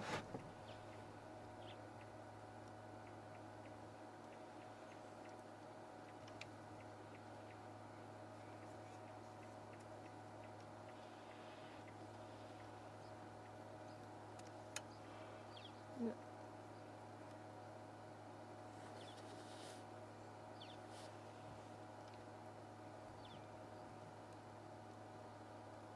There we go. Pied wagtail. There's any birders on board this morning.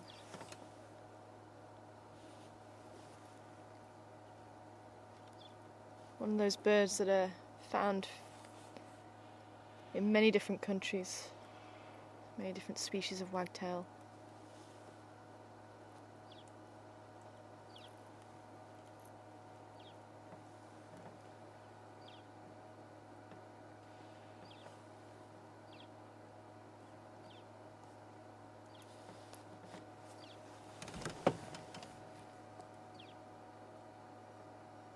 Something walking there.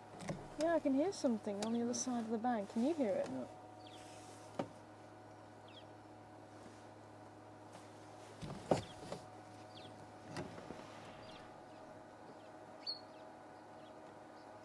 It's right here, behind those trees. In these trees. Yeah. Quite big. It could be an antelope. Because it's looking for what?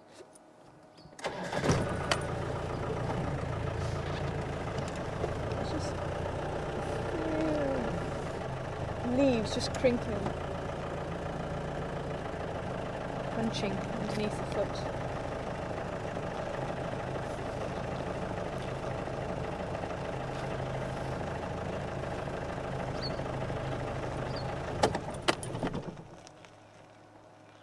Well, I don't know. It could be a francolin, because they tend to be quite noisy.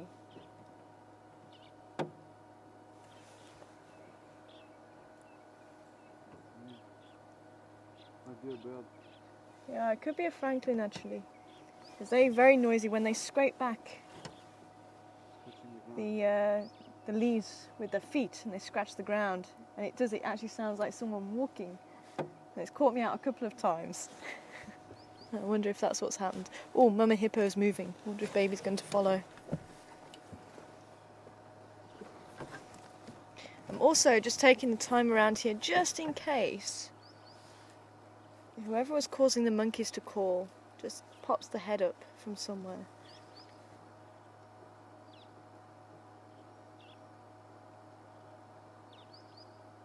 But that is cute.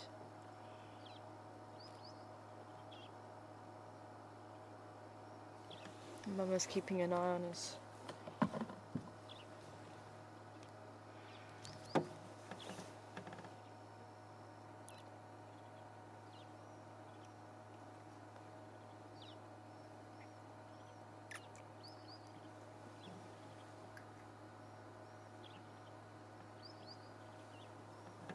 It's probably the first time I've had a really nice look at the baby actually. See, it really is tiny.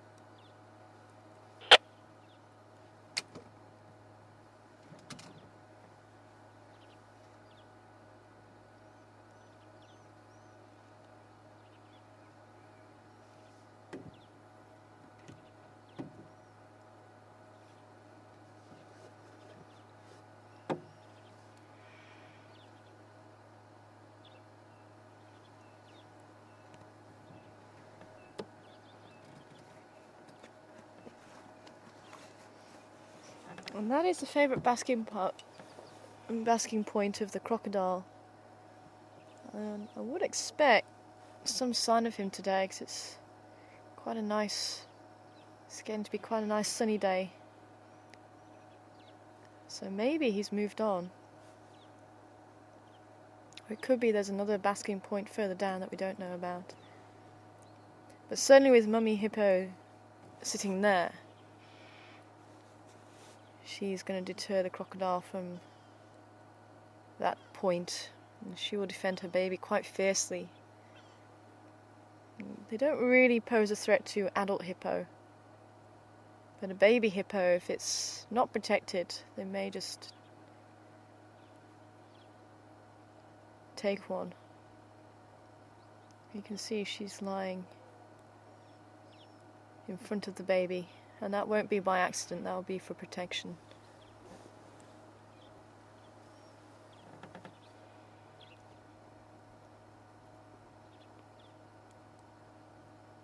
I was wondering if the baby was going to react to that blacksmith lapwing coming towards it, but it's not.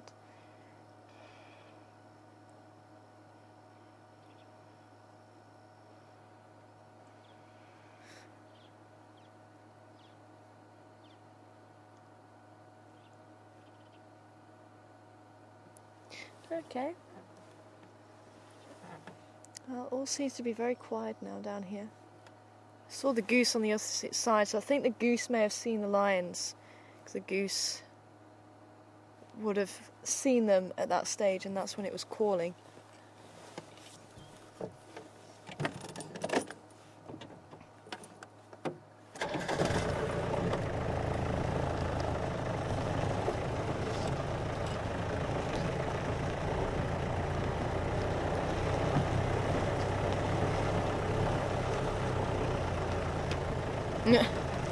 All of a sudden there's a few hippo heads. I'm sure they can feel the vibration of the vehicle on the dam wall under the water.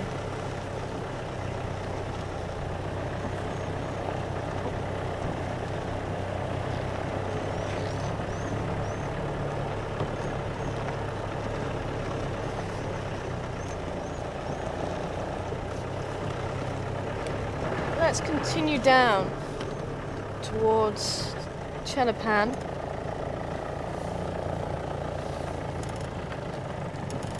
Check around here for any tracks.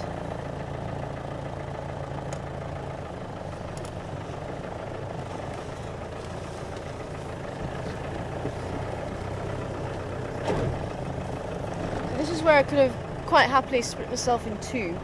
Part of me stayed there at the dam. The other part headed down here this morning. But as you saw, it was a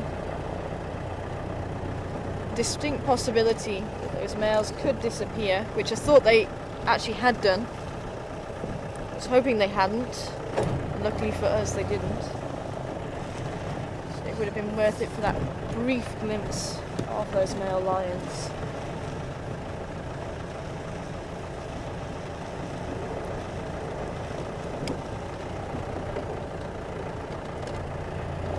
So I wonder, they must have popped out around here somewhere.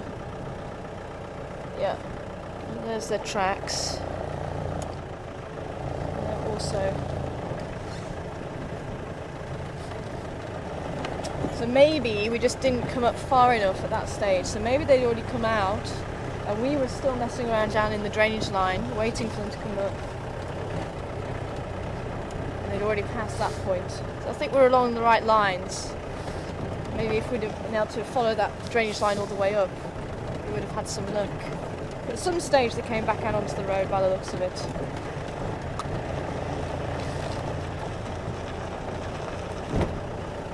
Yeah, there's the tracks there.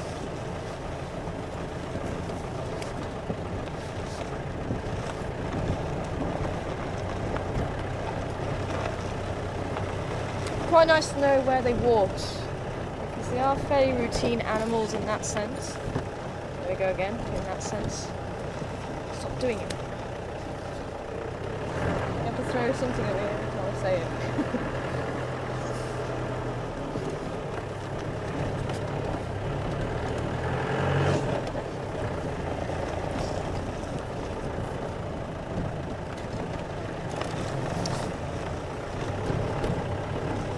But they do walk fairly similar lines when they do come onto the property.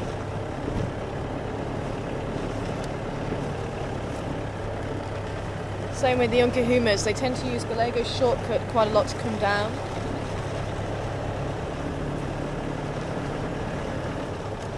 Into the area from the north. The Unkahuma female lions. And they sometimes walk up Gowrie Cut line. Otherwise they use Albury's Road. They do have their preferred pathways. So now that we know that Majingilanes use twin dams, I don't think it's the first time that they've used it. I'm sure they've used it a couple of times since they passed through here.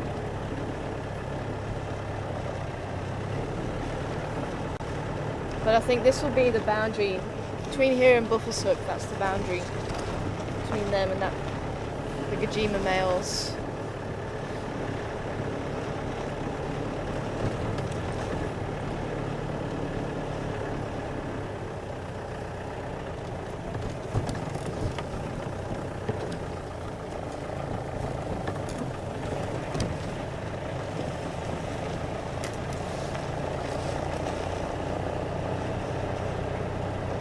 Hi Susie, good morning to you. Wondering if we've heard anything from Karoo and the cubs. And I think it was not last night, the night before. Craig saw her with the cubs heading this way down Voyatella access towards the lodge. That's why I'm fairly certain all of that commotion this morning with the monkeys and last night, had her catching a guinea fowl. We literally just missed her by a hair's breadth. It was very, very frustrating knowing that she was there and we just couldn't find her. But that's the way it goes sometimes. But I'm sure she's in the area. I just want to have a quick look down towards Chenapan, just in case, because there's a lot of francolins calling here again after the lions went that way. So it could have been that someone moved in here. I'm not seeing any tracks.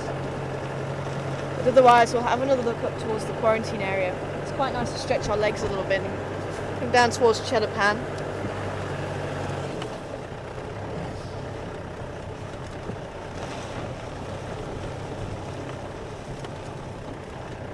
Have a look around.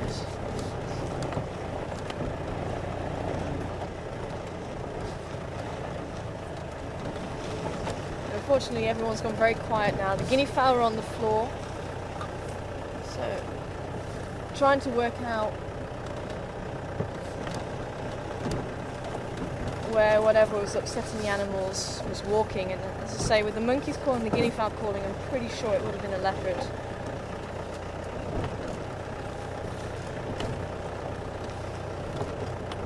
They do like this drainage line here.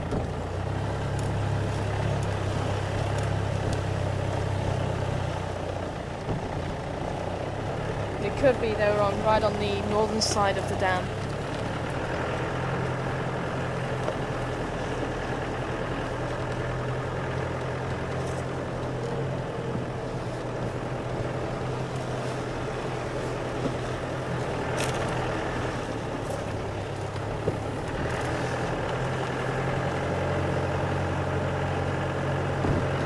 With these lines going up towards that side. So I just want to check, see if anyone came down this side, moving out the area.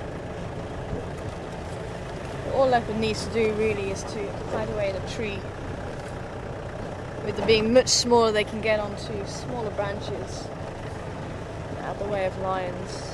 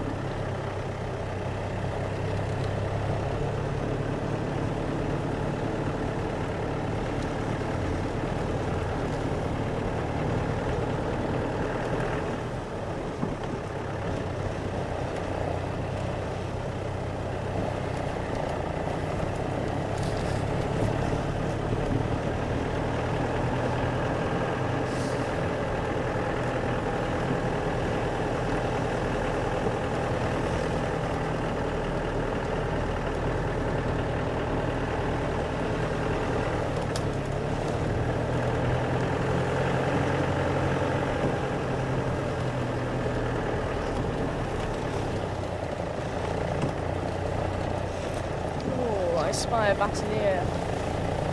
What does the batalier spy?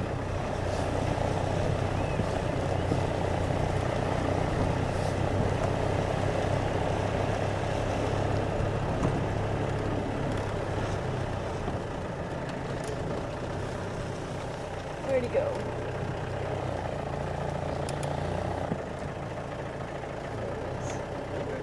Right above us. I was just scouting out, seeing if there's anything worth looking.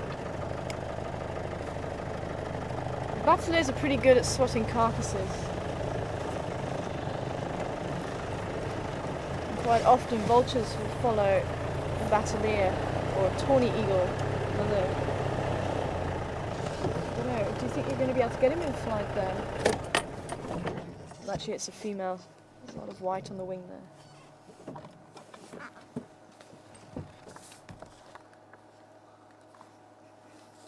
They're just going behind the tree now.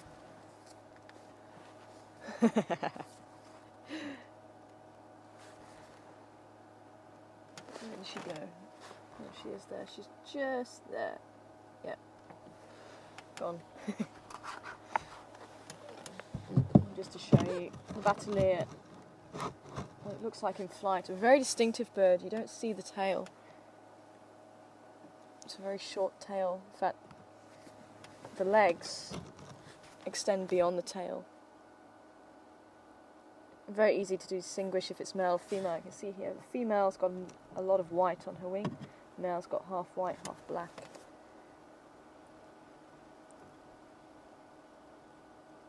And you can see that tail there, very short compared to the tail of other raptors. And this is what they look like. This would be any white. This is the male here. And it can take juveniles around 6 or 7 years to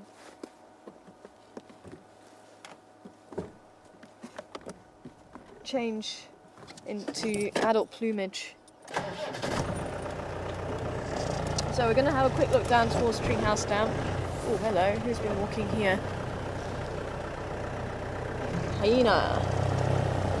So we'll do a quick scoot around there and then head back towards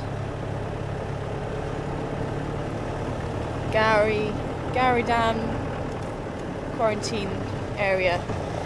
So with the sun rising now, the sun's get quite warm, and with the lions being out and about, I wonder if whoever it was has taken cover. I'm pretty sure it'll be Karula.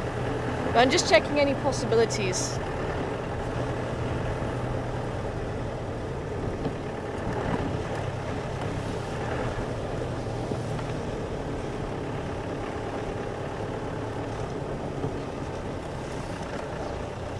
Oh, warthog on the left.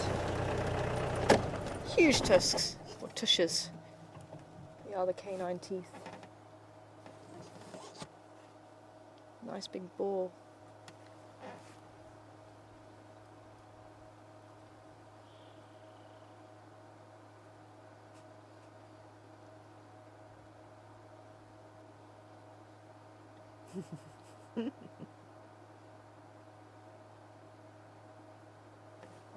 I'm sure he's going to be a little bit skittish with those male lions around.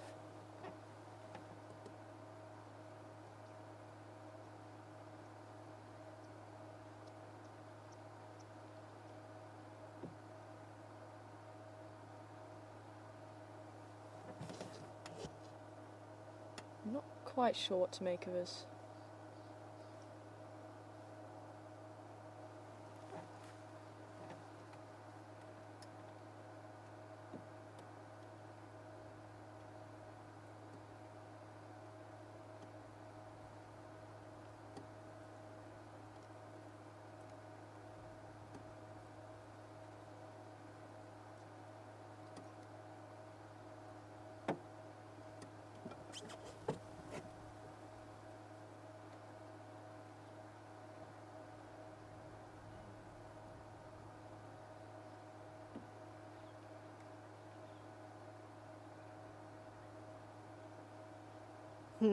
Waving his tail.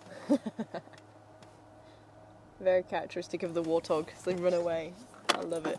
Almost like it's a radio-controlled pig.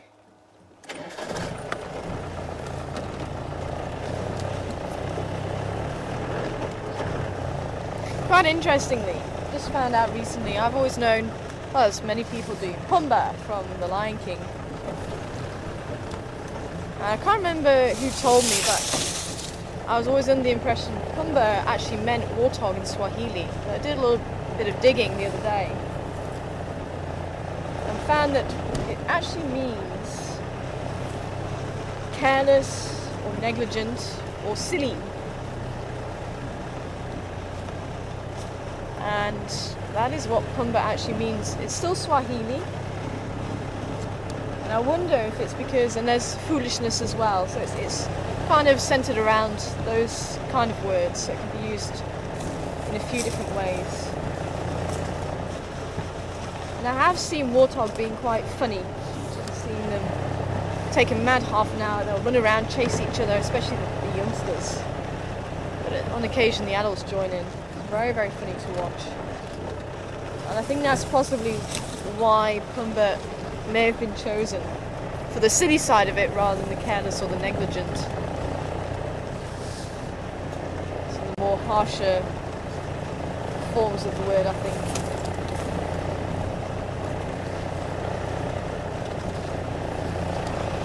I did look at what warthog actually was in Swahili. I think it's pronounced Nigrili.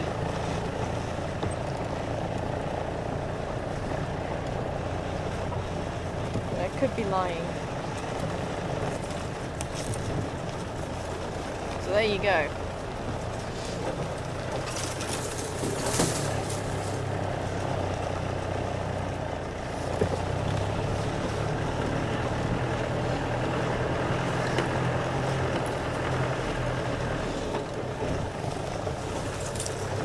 Treehouse Dam seems to be fairly quiet this morning.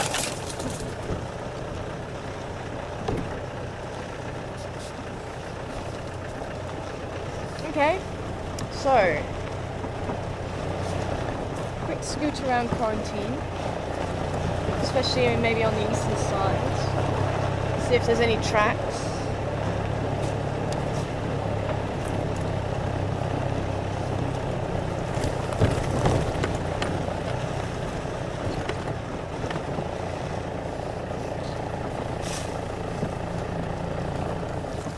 Hello. Old tracks.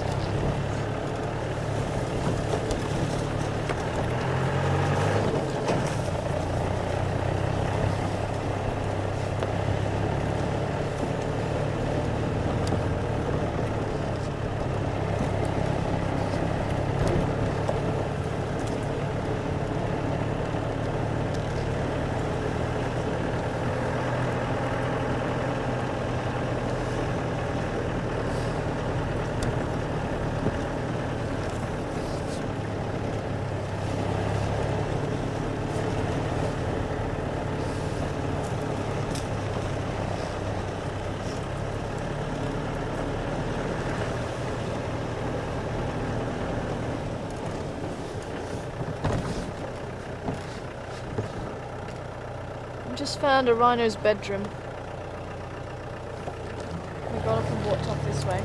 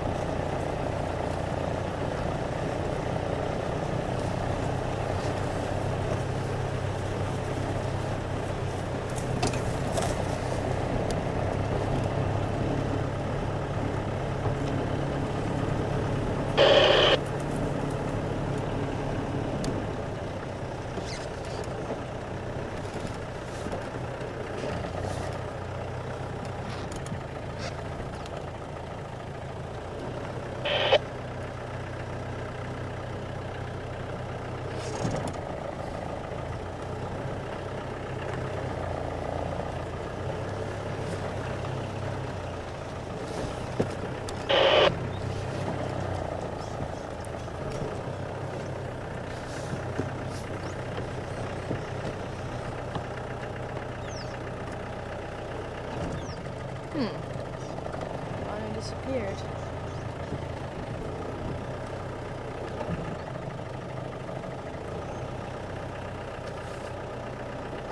Let's go and just have a quick chat.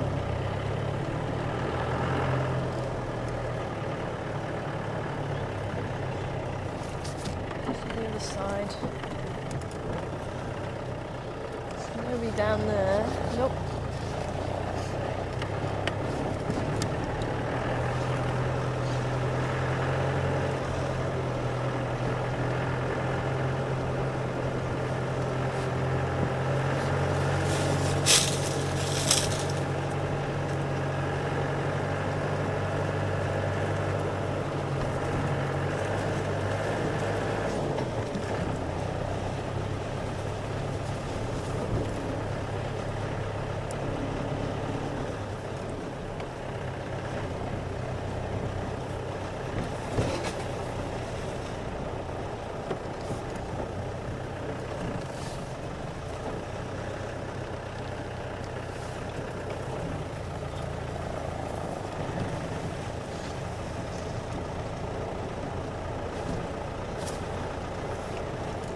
giraffe tracks here. There may be some giraffe along here too. I think those rhinos may have cut through here. I didn't see which side of the road they went off on. Maybe they did go further into the bush on the right. I know they do like this side.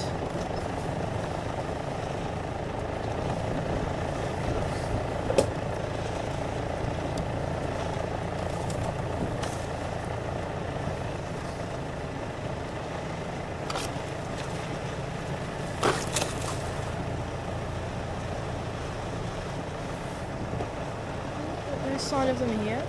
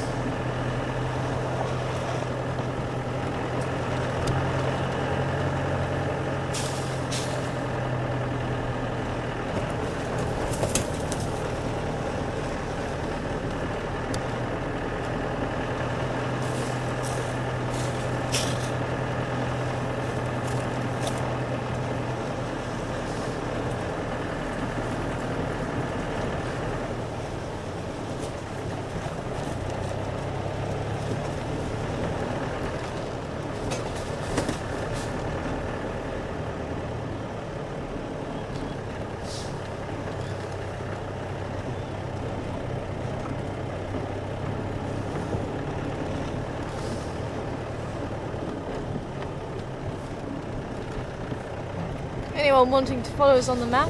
Oh, is that there? Tracks just crossing over then. I drove over most of them. But we are on Filamen's Cut Line. Oh, old tracks of something.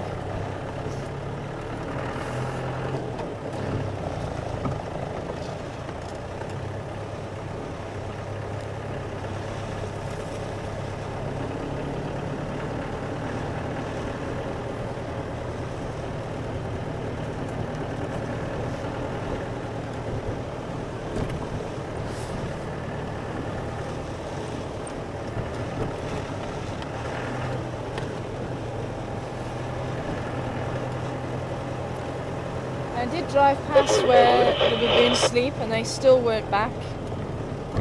So they didn't sneak in last night. So we'll have to wait to see if they'll come back in the next few days from wherever they have gone. I think they have gone south though. There was some tracks heading down south. When they vanish they tend to go and stay that side. Obviously just need a weekend away.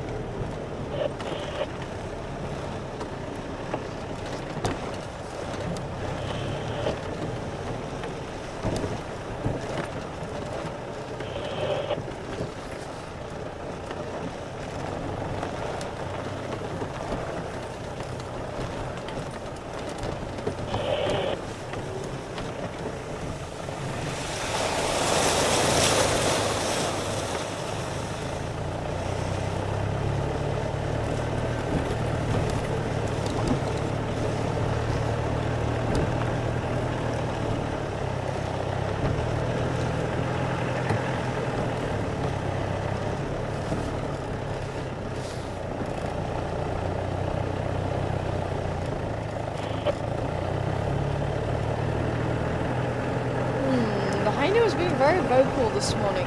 It's probably about 4:30.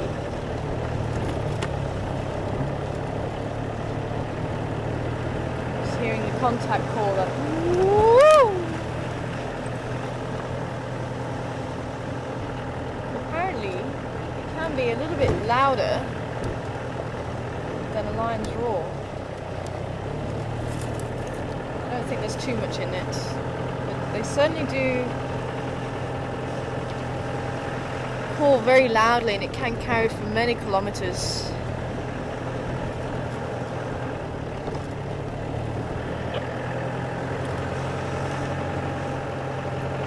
And when I heard the lions calling, I thought there was at least 2, if not 3. So I think it possibly was those boys that were calling roughly around the same time.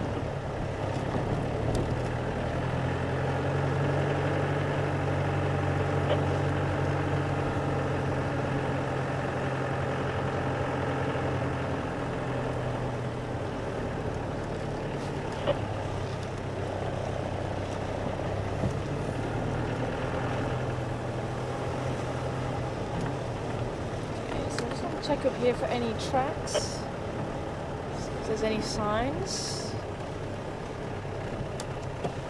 Some chatting going on the radio. Must be something further north, I'm not getting it.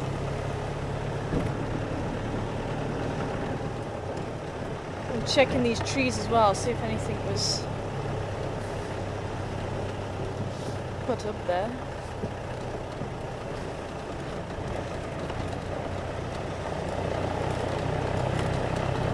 Hello, guinea fowl. That's where you're hanging out.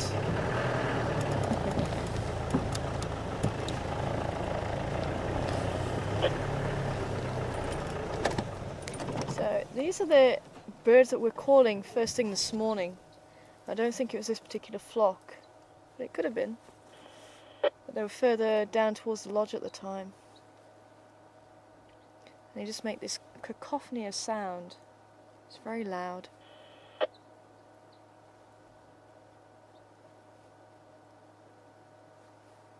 You see the youngsters starting to get the blue heads, but still not as bright as the adults.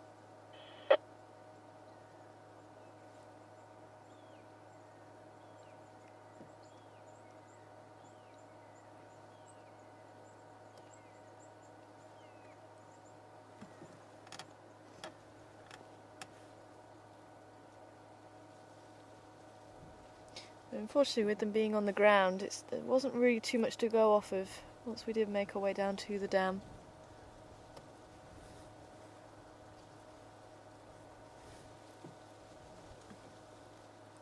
Do need to get them in the action of calling and maybe standing in the trees out of harm's way.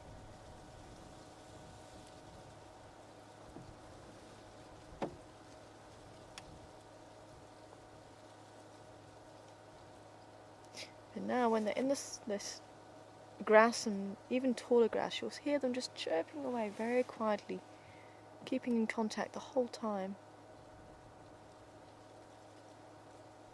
Each little family keeping together.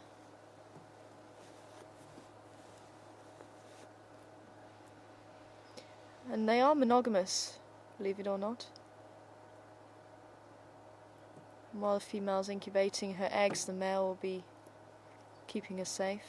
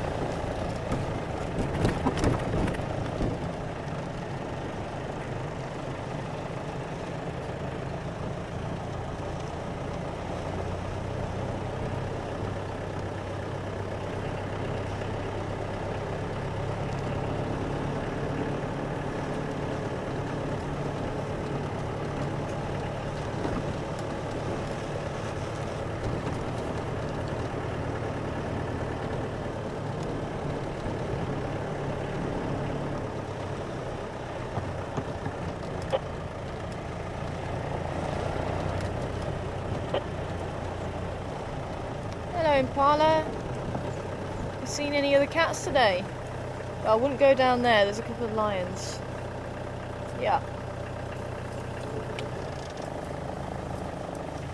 And there's some waterbuck down there too. If I can come around here, let's see them a little bit better.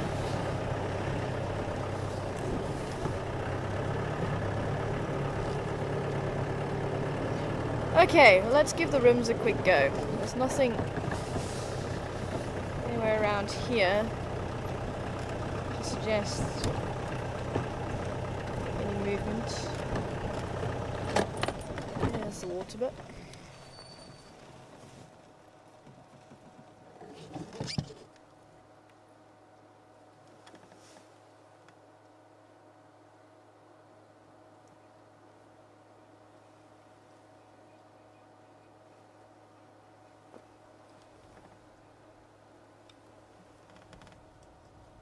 The Impala are slowly making their way down towards the dam.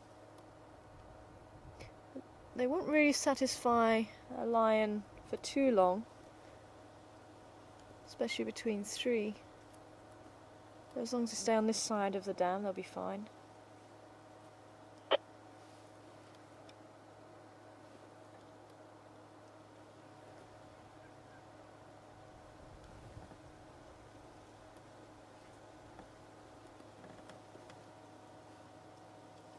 And it is a myth that lions won't eat waterbuck. I have seen lions eat waterbuck and very old carcasses of waterbuck. There's a bit of a bush myth. What's up, mister? Now an impala calling. Oh, he's chasing out one of the males. It's funny, yesterday we saw the females mixing in with a few of the males. The territorial male kind of relaxing, and yet this male is still very adamant, no males allowed on his turf. But we are coming to the end of the breeding season, so you are getting this change in behaviour again.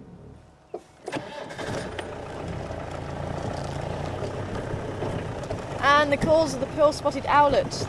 They're out and about this time of year, just towards the beginning of the day and the end of the day.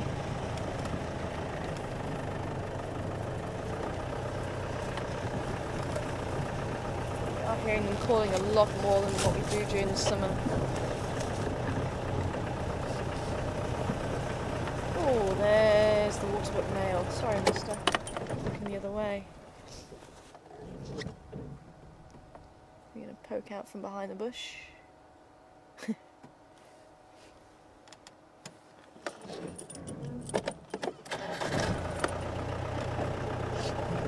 can see him walking.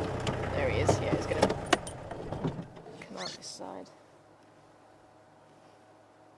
Beautiful big male. I think the rest of the herd are sleeping up there towards where the other two females were standing.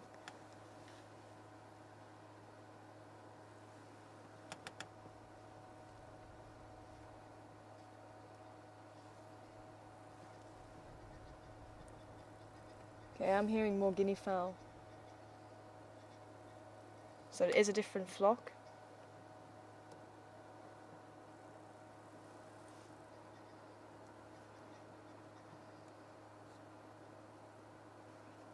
Pinpoint where they're calling from now. I think they're calling from the other side. That side. Let's go and have a look this side then.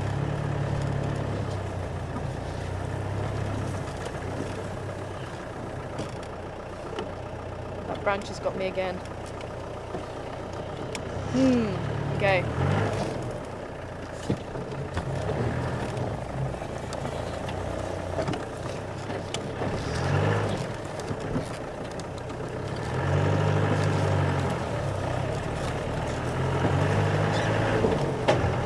Kind of coming from over there, so kind of around where the mast is. But they could be on either side, be down towards the lodge, but I think let's just do a loop around this bit.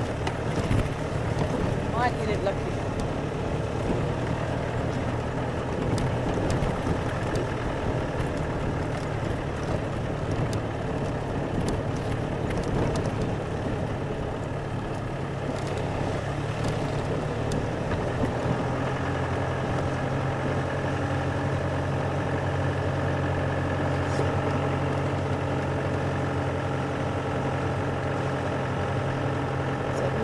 be able to catch up with Karoo and the cubs for everybody. If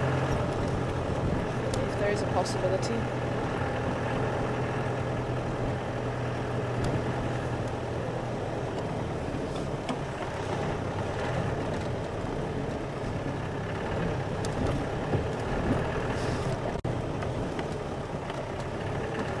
Where are you, guinea fowl?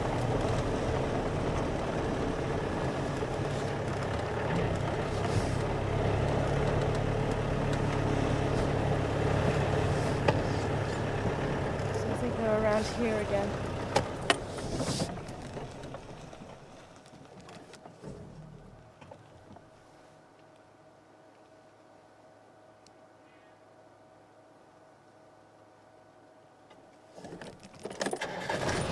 All has gone quiet.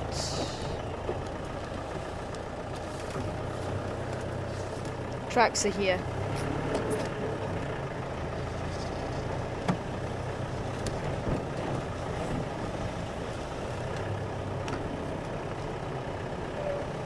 I need to just have a look down here.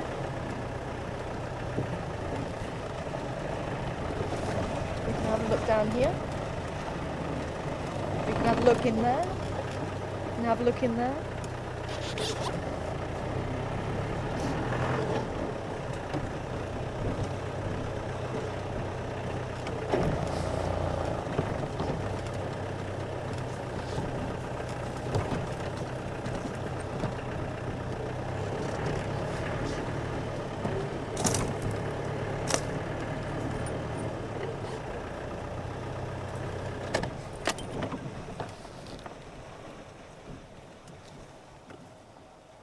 There they are, they're in that tree there, okay.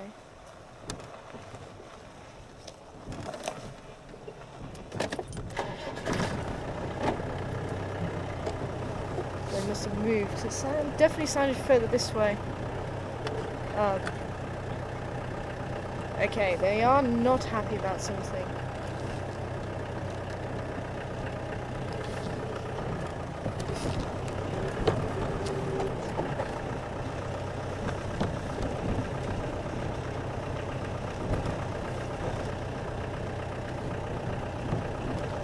Oh, there's a ground hornbill. There's two.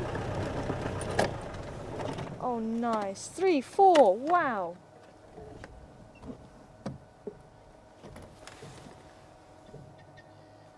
Wow. Oh, but the guinea fowl are going again. Oh, they've disappeared. Okay, let's go and see what the guinea fowl is shouting at. I might be able to come back. That was nice. 4 of them. So it looked like one of the juveniles had very little colour. So that was probably the chick. And then 3 that looked like adults. So it's probably the chick from the previous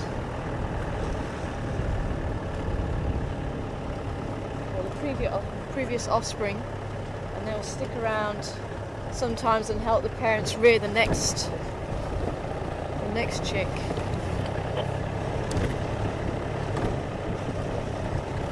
Let's have a quick look around here.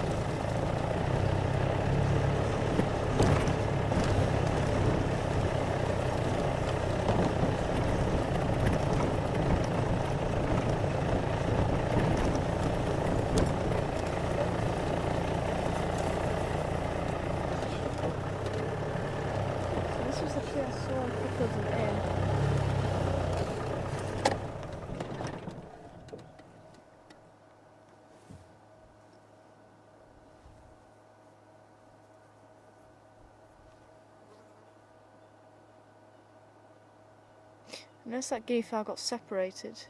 Because say when I first heard them, it definitely sounded further over that way.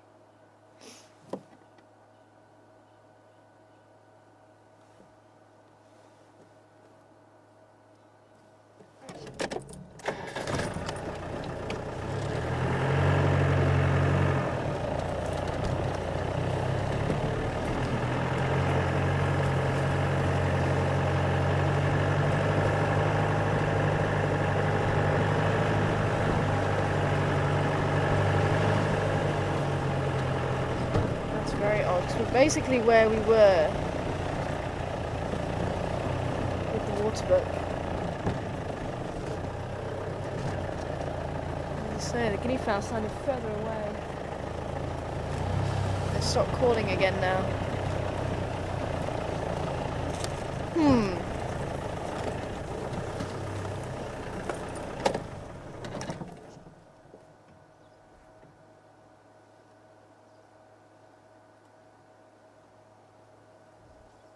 Let's go on the other side and have a look at those ground hornbills if we can.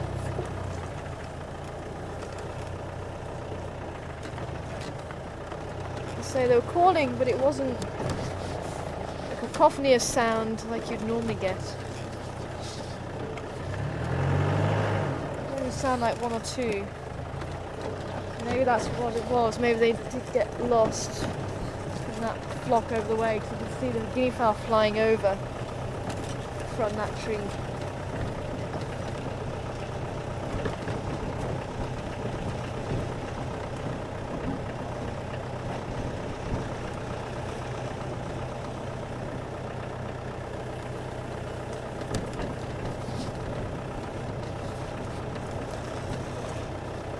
Those ground hornbills need to be careful though. They are getting fairly close to where we left the lions.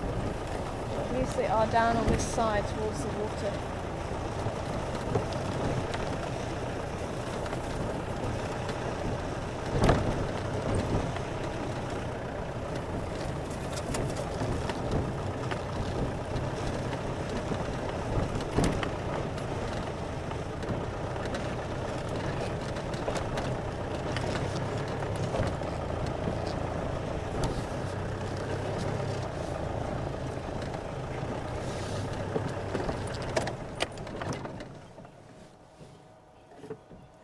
Just on the water's edge there.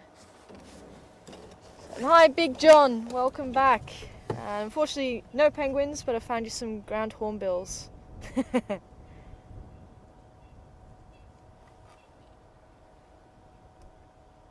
Still quite an impressive bird.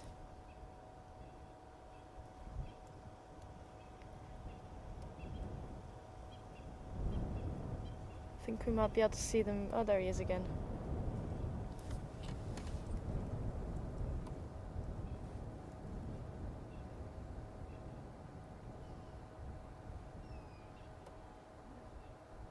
Yeah, there's the chick, just to the right of your screen. Just been given something by the adult there. The adults have this beautiful red colour. Very deep red throat. The females have a slight blue on them sometimes.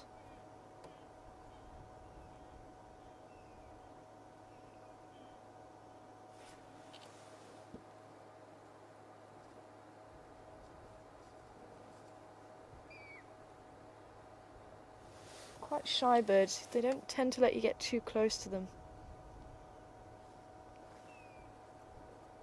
But what is interesting is the last time we saw ground hornbills, it was just the pair. The chick wasn't with them, the ones that we usually see here. So I wonder if this is another family. In which case, there's something that's happened. Because they are very territorial.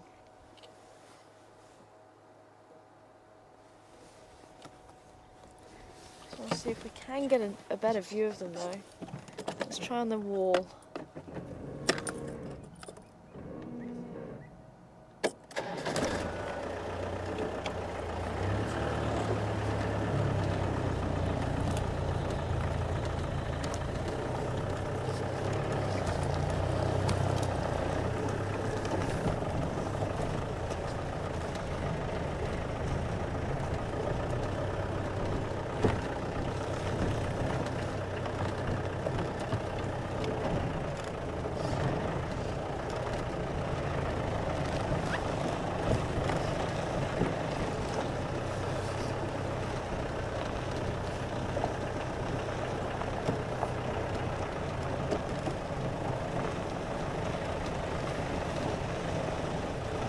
There they are. Look at that. Beautiful. All four of them walking together.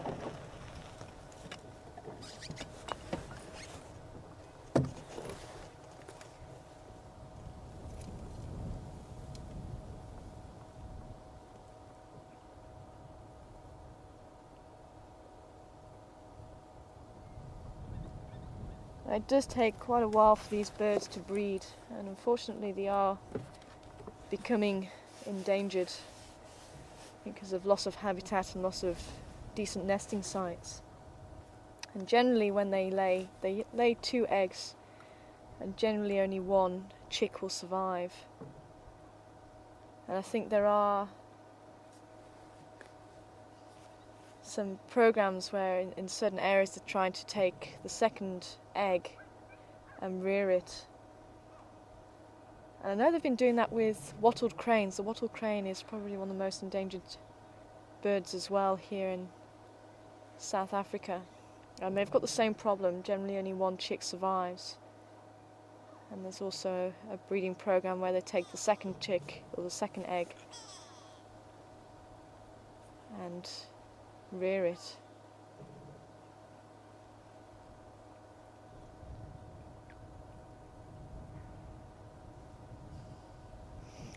Just want to move on just a little bit more while they're behind the tree. See if we can get another view. Sorry, Sam, you're zoomed out already. Let's see if we can just get another view of them, maybe come down to the water's edge.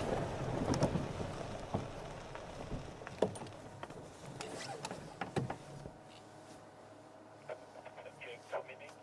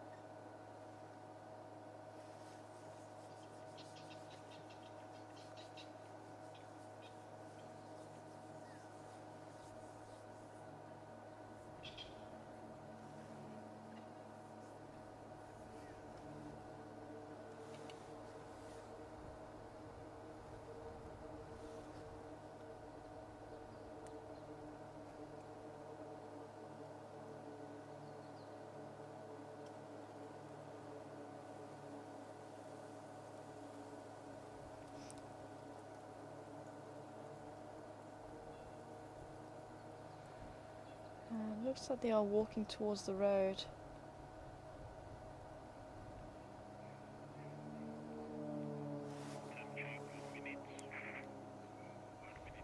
Well, I'm just wondering if we're able just to stay with them just for a few more minutes, especially with them getting so close to where those lions are. I think they have just bypassed them, and hopefully if they keep on this way then they won't come into contact with them. I just want to try and have one more look at them before we say goodbye, if that's going to be possible.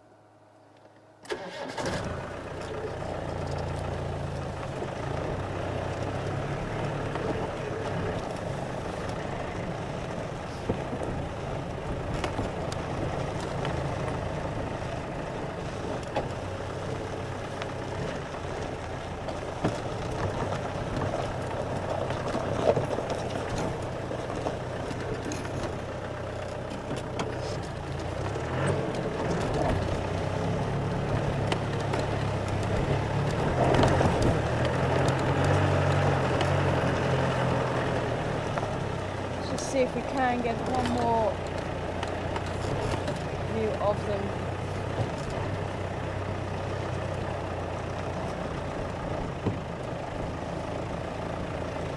Because this really is quite a sight to see. There they are.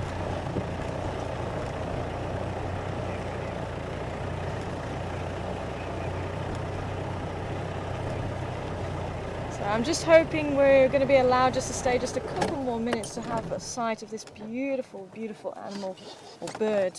And the chick is just about coming out here.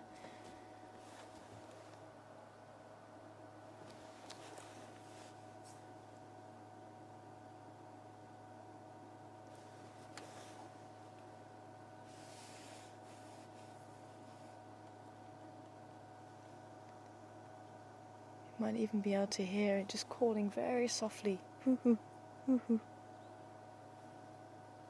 hoo-hoo, hoo-hoo.